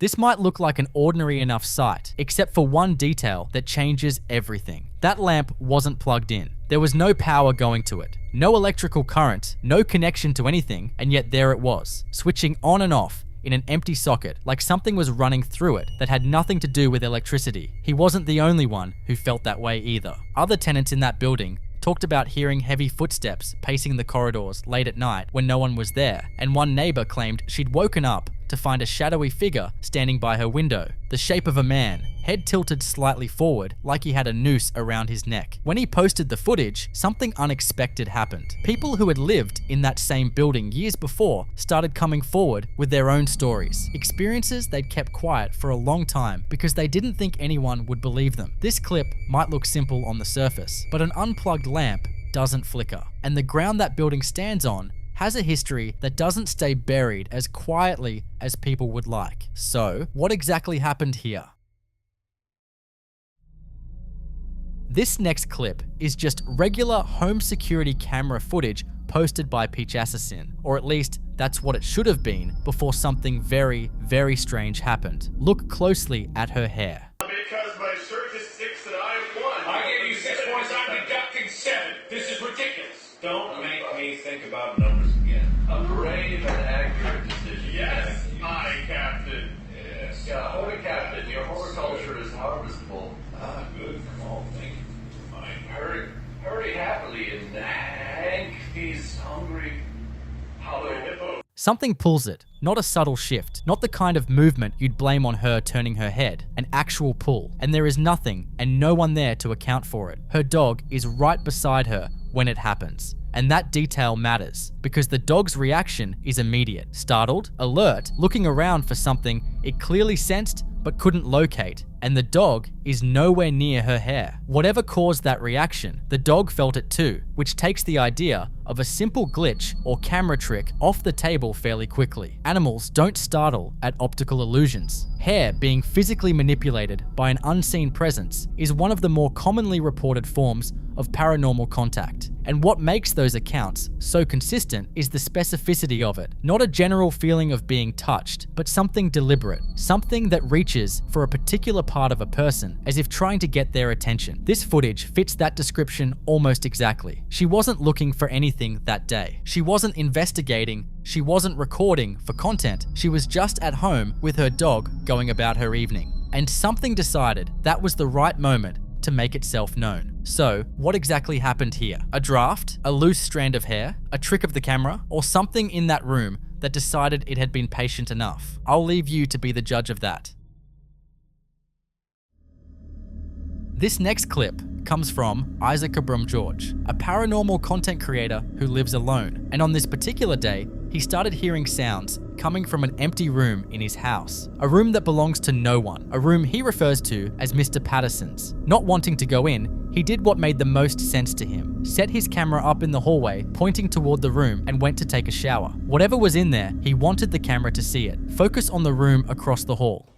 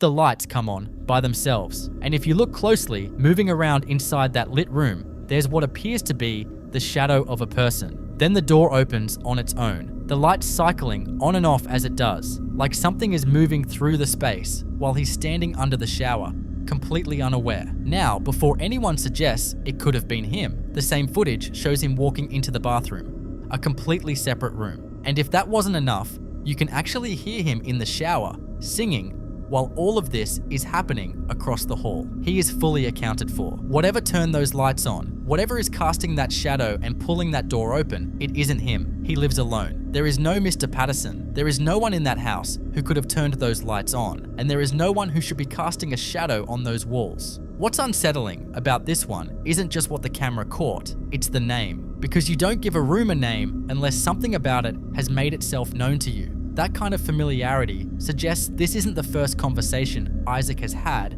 with whatever occupies that space. It's just the first time he got it on camera. So the real question isn't what was in that room. The real question is, how long has it been there? And does it know that Isaac can hear it too?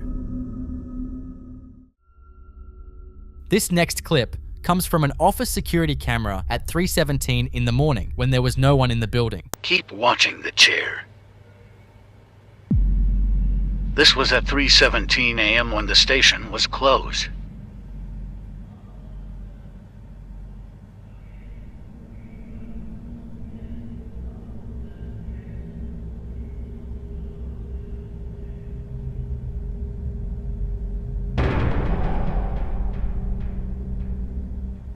The chair moves just a little at first, like something is settling into it, and then significantly more, like whatever settled in decided to get comfortable. Now, the usual explanation for something like this would be airflow, a vent, a draft, something environmental that could shift a chair on a wheeled base. But everything else in that office stays completely still. The other chair, the furniture, nothing else in the frame reacts at all. A draft doesn't single out one chair and leave everything around it untouched. And whatever is moving that chair isn't interested in anything else in the room. There's a reason 3 a.m. carries the reputation it does in paranormal research. It comes up so consistently across so many different accounts and so many different cultures that investigators have given it its own name, the witching hour, the point in the night where the boundary between what we can and can't perceive is said to be at its thinnest. But as it turns out, that chair wasn't the only strange thing to happen in that building, because somewhere in the underground corridor of that same office, another recording captured something that made the chair look like the least of anyone's concerns. A man is walking through what looks like a basement passageway when something stops him in his tracks. Focus on the bottle on the floor.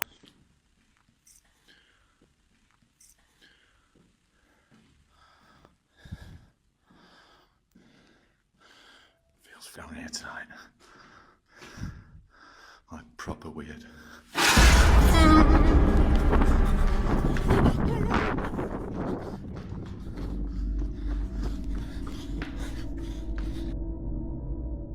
He hears a woman's voice telling him to stand there, but he keeps walking. And what happens next is where this clip stops being easy to dismiss, because whatever that voice belonged to didn't appreciate being ignored, and the bottle on the floor pays for it, sent flying with a force that has nothing gentle or accidental about it, and the man recording doesn't stick around to find out what comes after that. The voice itself is what unsettles people the most on first watch, not because it's loud or aggressive at first, but because it isn't. It starts as an instruction, almost calm, the kind of tone that assumes it will be listened to. It's only when it's ignored that everything shifts, and that escalation from quiet command to violent reaction suggests something with awareness behind it, something that expected to be obeyed. Paranormal researchers often describe this kind of encounter as a territorial presence, something that has claimed a space and doesn't take kindly to people passing through it uninvited. And underground spaces in particular tend to be exactly where that kind of energy concentrates. So whatever was sitting in that chair at 3:17 in the morning, it wasn't the only thing in that building. And judging by what happened in that corridor, it wasn't the friendliest either. What do you think is really happening in that building? I'll leave you to judge. This next clip was taken in an old, battered building that clearly didn't want to be disturbed. Keep your eyes on the old clock on the shelf. M-a luat rău, pe bune. Deci pe bune m-a luat rău, frate. Ia uite-l iar, l-a rotit tot. L-a rotit tot, frate, tu ești nebun la cap. Băi, ești nebun. Băi, omule! Poruncile tale n-am păzit, judecățile și dreptățile tale. N-am mâncat așa. Na, mă! Mamă, frate, mă, ești... Na, mă, mânca mi-ați paranormalul să mi-l mâncați, mă, na! Poruncile tale n-am păzit, Na, mă! judecățile și dreptățile tale le-am călcat. Ia, ce s-a auzit? Fai de mine dacă nu ne... Ia, auzi! Mi-am supus Dă-te casă, dă-te casă, stai că-mi tremură mâna. Vieții și casa toată Să-l smulge, lasă-l smulgă!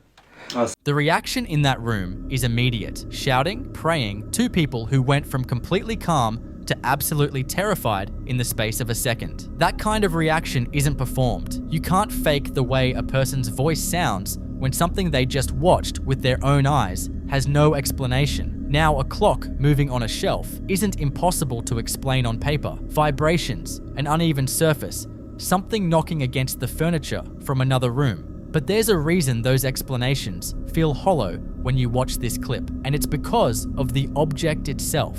Clocks carry a particular weight in paranormal tradition across many different cultures. They've long been associated with the marking of significant moments, births, deaths, transitions, and there are countless accounts of clocks stopping, starting, or moving at moments that seem tied to something beyond the mechanical. An old clock especially, one that has sat in the same place long enough to become part of the background of a home, moving on its own, is the kind of thing that tends to mean something to the people who witness it. Both of them knew that. You can hear it in the way they reacted, not just scared, but reaching for something bigger than fear. But if you were standing in that room and that clock moved, what would you say you're dealing with? The following clip is about a family who for months have been waking up in the middle of the night to sounds they can't explain. And what makes it particularly unsettling isn't just the sounds themselves, it's the fact that they never repeat the same way twice, yet always carry the same feeling, the same heavy, aware presence, like whatever is inside that house knows exactly where they are and is in no particular hurry to make itself known. Some nights, it's footsteps, stopping directly beneath their bedroom and just staying there. Other nights, it's something different, something harder to place. But one night, they heard something that gave them their first real clue about what they might be dealing with.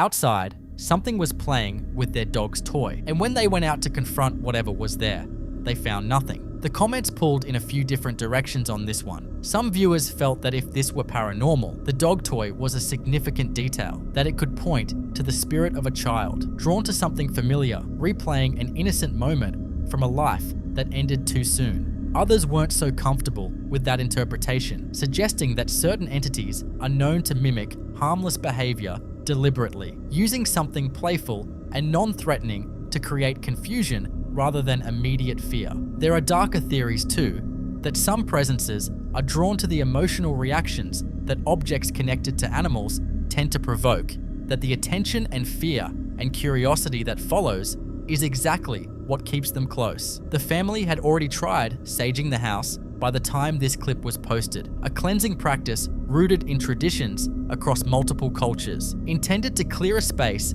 of unwanted energy and restore some kind of balance. It didn't work. The activity continued exactly as before, as though whatever is in that home acknowledged the effort and carried on regardless. That detail is perhaps the most unsettling thing about this whole case. Not the footsteps, not the toy, not even the sounds in the night, but the fact that they tried to make it leave and it simply didn't. It's still there, moving through their halls, interacting with their belongings, making itself known only when it feels like it. And for this family, every night is just another night of waiting to find out what it decides to do next. Until more updates are shared, this unsettling case remains a mystery. The following clip you're about to watch comes from a family who brought home a toy from Grandma's house. Brand new, still in the packaging, with fresh batteries they put in themselves since none were included. And then it started moving on its own. To get ahead of the obvious explanation, they do something smart. They place the remote control on the floor beside the toy, in full view of the camera, so there is no question about whether anyone's hands are on it. Take a look. Strange situation. This little thing, this little doll, seems to be moving on its own. The remote for it right here, you have to press the button for it to go forward or backwards.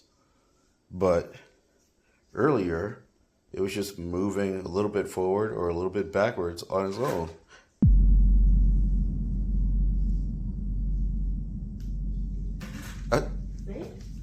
Yeah, weird. Yeah, the remote's right there. Unless it's like a glitch or something? I don't know. I'm going to put the remote control right here. See? Nobody touch it. See? Huh.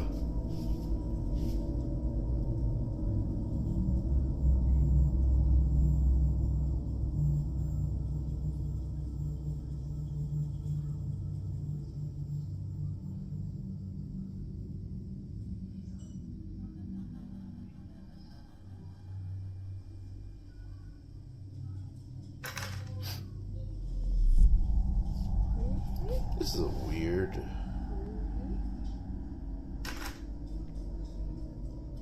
What could be causing that? I don't know. And this is New toy, new batteries, remote on the floor, and yet there it is. What makes this one particularly interesting is where the toy came from, Grandma's house. And that detail, as innocent as it sounds, opens a door that a lot of people in the comments walked straight through. Objects that pass through older homes, that sit in spaces with long histories and then get handed down, carry with them everything that space has absorbed over the years. Not the object itself necessarily, but the energy it moved through, the hands that held it, the rooms it sat in. In many paranormal traditions, the idea of an object arriving in a new home and bringing something along with it is not just possible, but considered one of the more common ways activity begins in previously quiet spaces. A brand new toy that's never been used shouldn't have a history, but the house it came from might. Whatever is making that toy move has been in the family longer than the toy has. And the question worth sitting with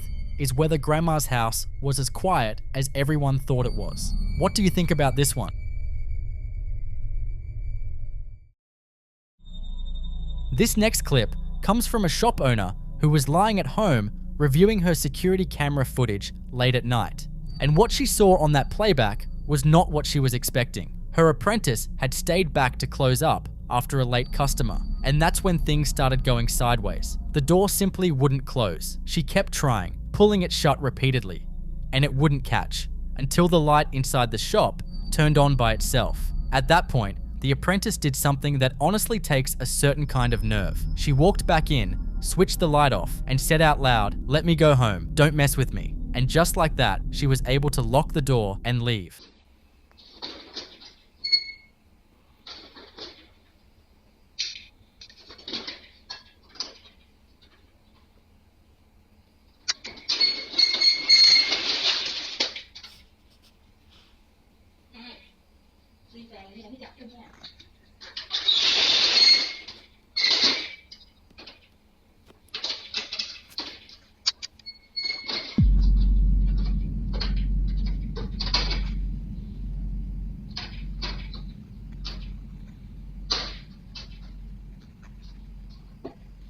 But when the owner reviewed the footage from home, she noticed something her apprentice never saw. After she left, the lights came back on. Also, 2 of the machines inside the shop switched themselves on. Whatever was in that shop that night listened when she asked to be left alone, waited for her to go, and then, the moment she was gone, made itself completely at home. It let her leave, but it clearly had no intention of leaving itself. And that raises the question of what exactly she was sharing that shop with every single night before this one. I'll leave you to be the judge.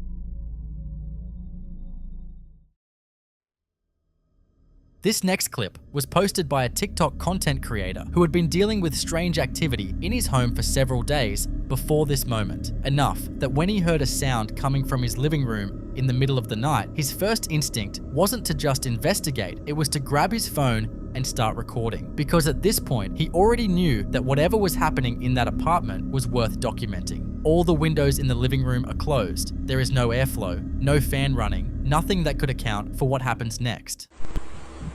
Bueno, estoy grabando este video porque estoy tratando de dormir, pero acabo de escuchar un golpe duro por allá en la sala, entonces decidí grabar porque hace días que se viene presentando cosas extrañas en el apartamento. Son las 4:13 minutos de la tarde, entonces me parece muy extraño que hasta ahora están sucediendo como cosas raras. Entonces,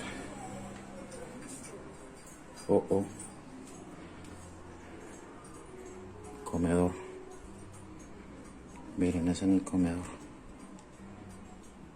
Tengo las ventanas cerradas, miren. No. Esto viene sucediendo hace como una semana ya. Pues la verdad se me hace muy extraño. Se me hace muy extraño que esté pasando cosas así. No lo puedo creer. No lo puedo creer, miren.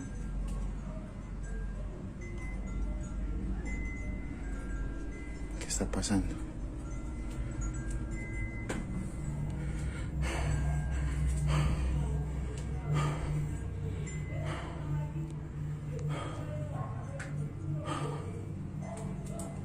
Pasando, Dios. Llevo una semana en estas. Vieron que se movió.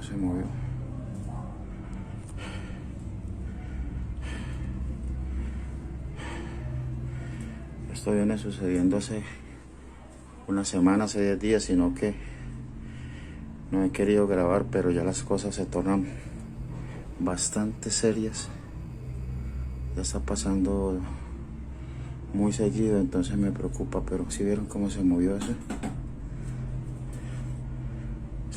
¿Escucharon? Hay un golpe raro. Those chimes didn't move in a gentle sway, not the kind of subtle drift you might blame on a passing vibration or a change in air pressure. A deliberate, significant movement, the kind that feels less like something drifting through and more like something walking through and catching it on the way past. Almost like whatever was moving through that living room didn't see it coming, or simply didn't care enough to go around it. But whatever was moving through that living room that night, this was apparently just the beginning. A few days later, it happened again. Different room, different hour. Same unmistakable feeling that something in that apartment was making itself known. He was watching television when he heard music coming from the other room, so of course he grabbed his camera again and walked toward the sound. The room was empty, but the keyboard was on. Now a keyboard turning itself on is already difficult to explain away, but what happens next is what takes this clip to a different level entirely. Have a watch. Bueno, voy a grabar este video porque me pareció escuchar el piano mío. Ahí se escuchó. Señor bendito. Ojalá el celular alcance a tomar ese audio porque está en la otra habitación. Pero todo es muy extraño porque yo no he tocado ese piano hoy.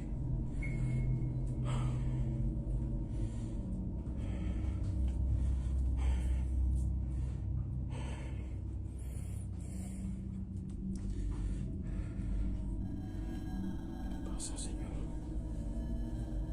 ¿Qué pasa, Dios? ¿Qué pasa? ¿Qué es lo que hay aquí, Dios?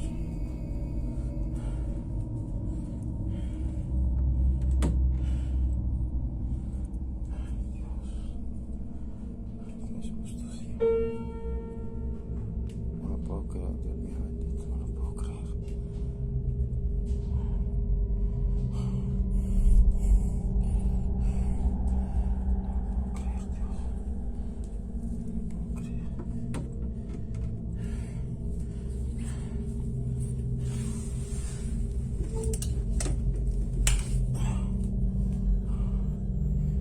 ¿Qué es lo que hay aquí, Señor? ¿Qué es lo que pasa?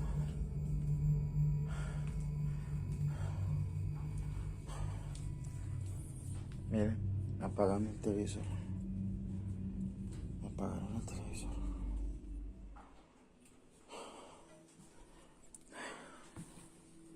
The sound starts again before he's even fully turned around.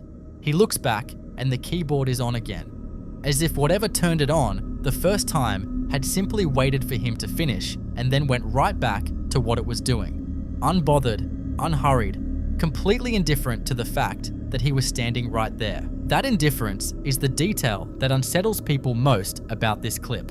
A presence that stops when you enter a room and starts again the moment you turn away suggests something that is aware of him, tracking his movements, and choosing when to be heard. Not hiding exactly, but deciding. And something that turns a keyboard back on 30 seconds after you switch it off has made a very deliberate decision to keep playing. But nothing in those first few days could have prepared him for what happened at 3:25 in the morning. The wind chime moving in a closed room was unnerving. The keyboard turning itself back on while he stood there watching was harder to explain. But this was the moment where whatever had been making itself known in that apartment stopped feeling like a presence and started feeling like a confrontation. You can hear it in his breathing before he even gets to the bathroom. That specific, involuntary heaviness that takes over when the body understands something the mind is still trying to process. And underneath the breathing, you can hear him pray clearly, "God help me."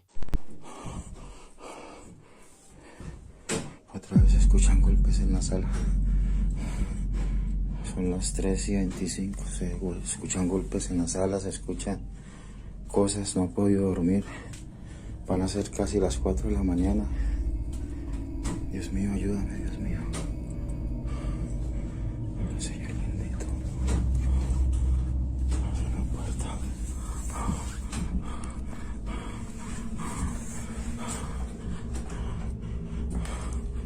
Cierra la puerta del baño. ¿Quién está ahí?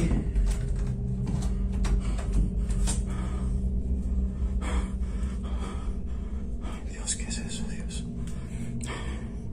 Ayúdame, Dios, ayúdame.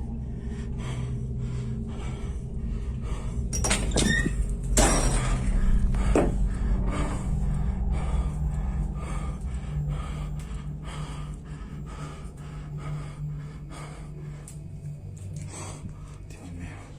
¿Quién está ahí? Ay, Dios. La cortina se movió. Esa cortina se movió.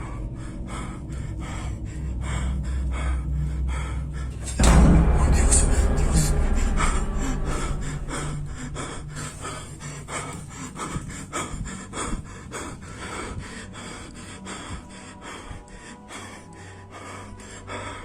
Dios mío, ¿qué fue eso? ¿Qué fue eso, Dios?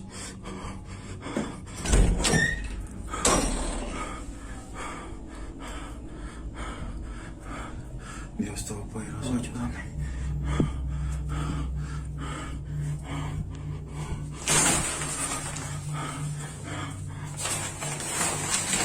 Ah, Dios.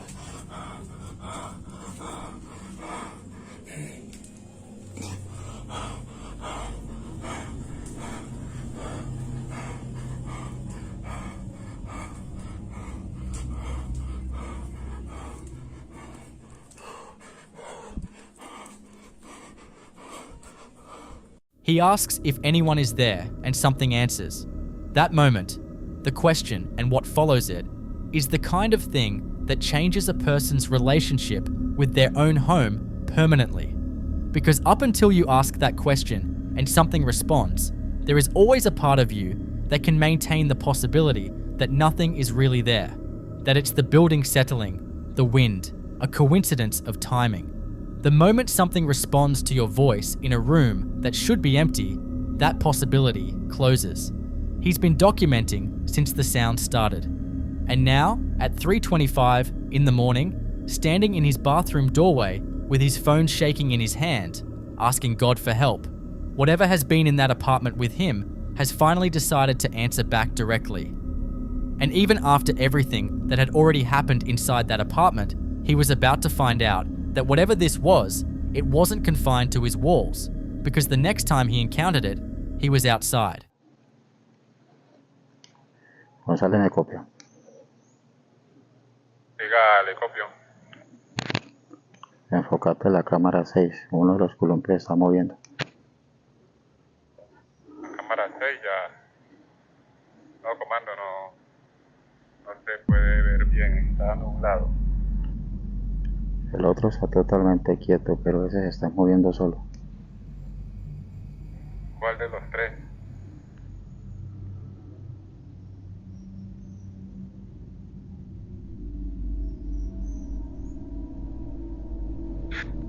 Hay uno que está bailando solo, güero.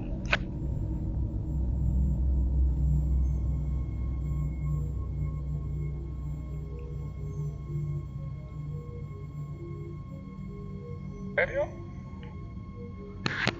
Afirma, hay alguien ahí en ese columpio, güey. Uy, quieto, no digas cosas aparte.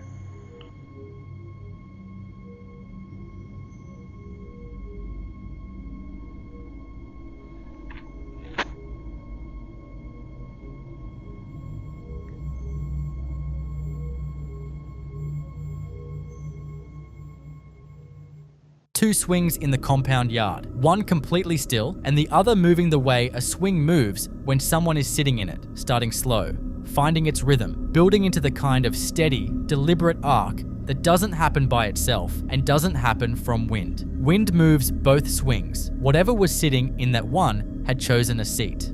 4 incidents across several days. A wind chime in a sealed room, a keyboard that refused to stay off, a bathroom door, and a curtain that responded to a direct question at 3 in the morning. And now, a swing carrying the weight of something unseen in the open air of a shared compound. What builds across these 4 clips is a picture of something that isn't randomly active. It's present, consistently, deliberately, across different rooms and now different spaces entirely. The pattern of it suggests something that has attached itself specifically to him rather than to the apartment. A presence that follows rather than haunts, that moves with him from room to room and apparently out into the yard when he goes there too.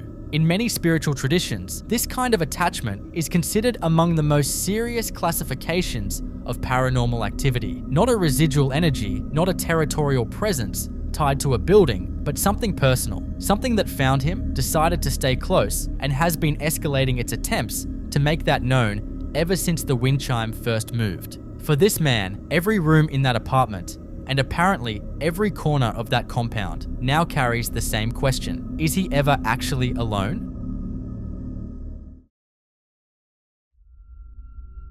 This next clip comes from someone who has been dealing with consistent activity in their kitchen ever since moving into their house. And the list of experiences they've documented is the kind that builds slowly and then all at once. Things being slammed in the kitchen with no one near them. Footsteps, a persistent feeling of being watched in the walkway. And then one afternoon, a glass moved itself off the counter and shattered across the kitchen floor while they were downstairs. That was the moment it stopped feeling like background noise and started feeling like something with intentions. But the Alexa situation is what really paints the picture. For weeks, it would go off after midnight, consistently between 2 and 3 in the morning, responding to requests nobody was making, being asked to do things while the house was sleeping. And then one night, it woke them up at full volume, playing the sound of a crackling campfire. The specific, deliberate sound of fire blasting through a speaker in the middle of the night in a dark kitchen. That was enough. The Alexa got moved to the bedroom, and from that moment on, it never acted up again. Whatever was interacting with it was specifically interested in the kitchen. Then the night before, their parents were due to visit from out of state, the activity peaked. The Alexa went off 6 times between 1 a.m. and 5:30 in the morning. When they went to check on the first alert, they saw the cord being lifted into the air and set back down the moment they walked in, almost like whatever was holding it heard them coming. They set up a camera, and that's when this was captured. Travel will be...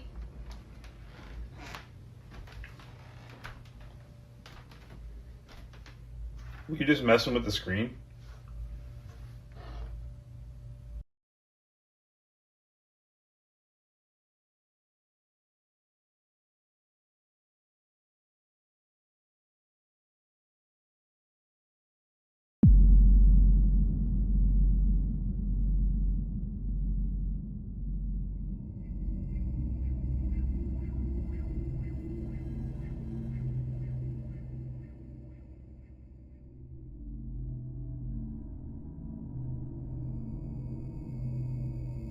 Winter Games always seems to start in Minnesota. So we've got a silver medal now. Now the road itself has the chance It just seems like the time is right. to propel the whole sport forward. We thought, let's ride the Olympic. An orb, moving with a trail running from the ceiling all the way down to the floor, facing the living room from the kitchen. You have to really focus to see it. Slow, deliberate, unlike anything else in hours of footage from that same camera. And then the Alexa wake-up calls, caught on film, going off in a kitchen that had no one in it. What makes this case particularly interesting to paranormal researchers is the behavioral pattern around the parents' visit. 4 days of complete silence while they were in the house, not a single incident, and then the strong suspicion that the moment they leave, it will start again. That kind of selective activity points towards something with a level of social awareness that most people find deeply uncomfortable to consider. A presence that reads the energy of a space, responds to who is and isn't in it, and adjusts its behavior accordingly. It wasn't performing for the parents, it was waiting for them to leave. The campfire sounds at full volume in the middle of the night are the detail that lingers longest. Because of everything a presence could choose to do with a smart speaker, the sound of fire is a very specific choice. Whether that means something about what happened in that kitchen before this family moved in, nobody has been able to say. But what do you think? The following clip you're about to watch comes from a man who was just winding down after a long day, waiting to close up his shop. The last customer had walked out, the music was off, and he was sitting in that particular quiet that only exists in an empty business after hours, when he heard something that made him stop completely. A child's voice. As you will see, no one else was in that building. No music, no background noise, nothing that could have masked where it was coming from or confused what it was. Just him, the silence, and then that. What makes this clip particularly difficult to dismiss is that it wasn't caught on one camera. 2 separate cameras picked it up from 2 different angles in the same space. 2 independent pieces of recording equipment capturing the same sound at the same moment, which takes the idea of an audio glitch or a microphone artifact off the table fairly quickly. Listen carefully. I'll take care now.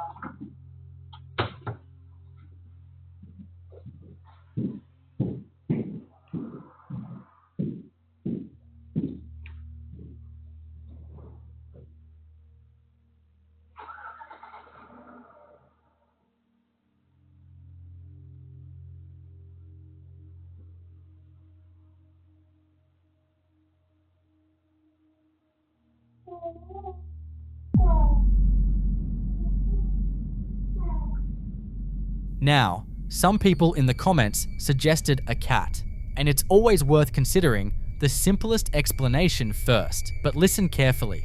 That is not a cat. The cadence of it, the pitch, the way it forms and trails off, that's a small child. And once you hear it that way, it's very hard to unhear. What adds a layer to this that nobody in the comments was prepared for is the history of that space. That building used to be a dance studio, a ballet studio specifically, a place where children spent years of their lives learning, practicing, growing up within those walls. The kind of space that absorbs the energy of everything that happened inside it over decades of use. There is a theory that locations tied strongly to children, schools, studios, playgrounds, tend to hold on to something after the children are gone. That the repetition of the same movements, the same sounds, the same routines over years creates an imprint that doesn't simply disappear when the lease ends and the lights go off for the last time. So, what do you think it was that made that sound? I'll leave you to be the judge.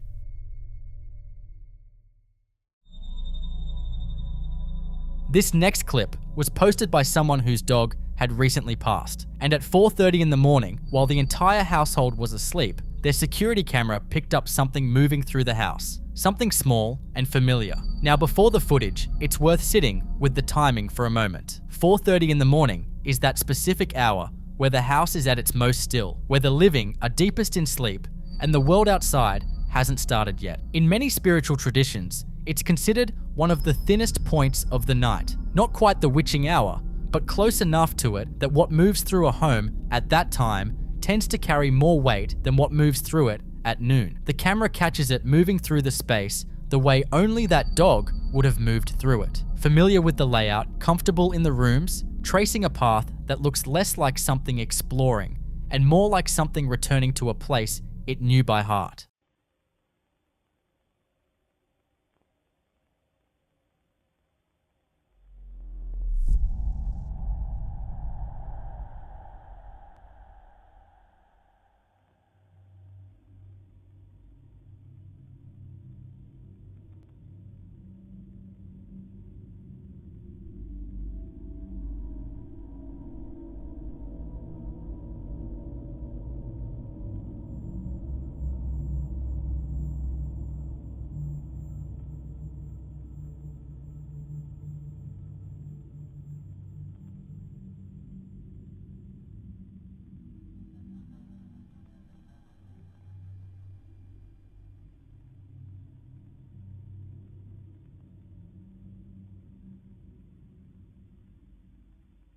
One comment in particular stopped people mid-scroll. Someone wrote that their mother always kept a cup of water out for visiting spirits, that according to her, when they come back, they're thirsty. That the least you can do for something that loved you enough to find its way back is leave something out for it. And something about that detail reframes the whole clip entirely, because this footage isn't frightening. It's something else. Dogs are creatures of loyalty above almost everything else. They learn the sound of your car from a distance. They wait by the door for hours. They find you in every room. And if any creature were inclined to make the journey back one more time, just to check that everyone was okay, just to walk those halls one last time, it would be a dog. So if your pet passed recently and something feels different in your house at night, maybe leave a bowl of water out, just in case.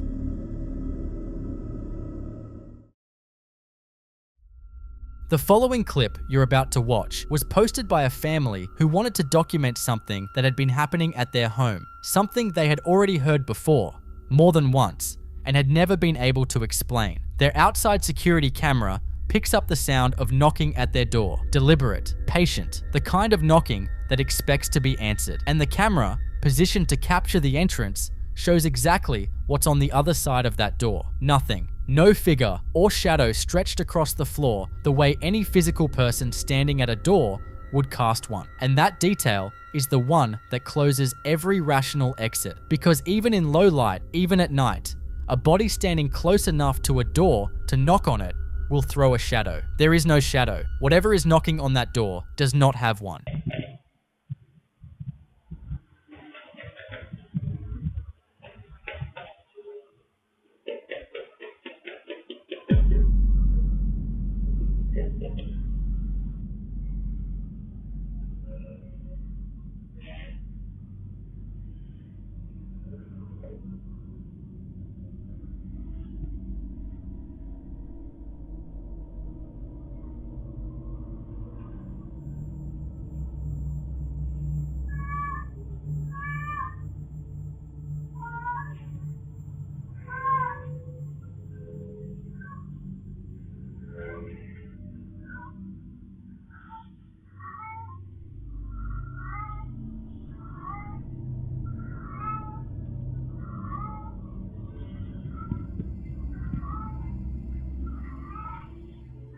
This apparently isn't the first time they've heard it either. The knocking has come before, at different hours, with the same patient rhythm, and every time they've checked, the same absence greets them. No one there, no shadow, no explanation. In paranormal tradition, knocking carries a specific and deeply unsettling significance. 3 knocks in particular are considered in many cultures to be a direct provocation, a mockery of the Holy Trinity, a calling card of something dark, announcing itself deliberately. But even beyond that specific belief, the act of knocking itself implies something that understands doors, something that knows what doors are for, something that knows that knocking is how you get someone to open one. And that is perhaps the most disturbing part of this entire clip. Not the sound itself, but what it suggests, that whatever is standing on that doorstep, shadowless and patient in the dark, has been there before, will likely come back again, and is in absolutely no hurry. What would you do if you were in their shoes?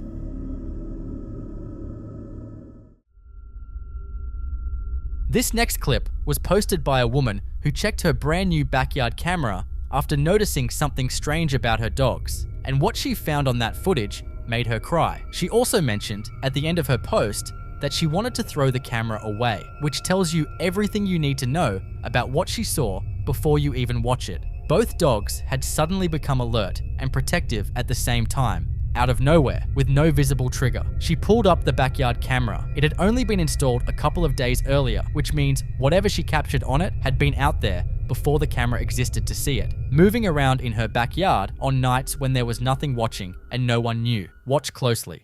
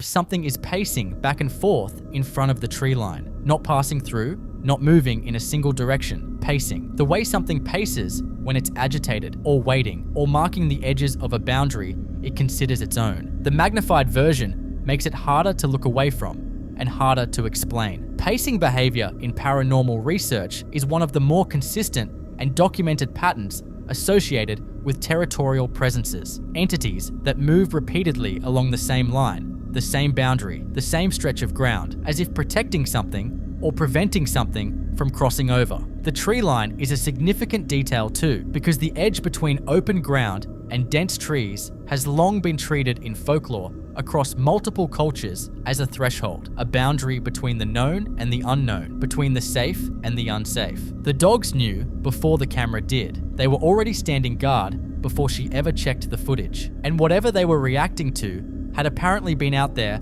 long enough to feel completely at home in that backyard. She wanted to throw the camera away after seeing that footage. But the real question isn't what's on that recording. It's whether getting rid of the camera would make whatever is pacing that tree line go away or just make it invisible again. I'll leave you to be the judge of that.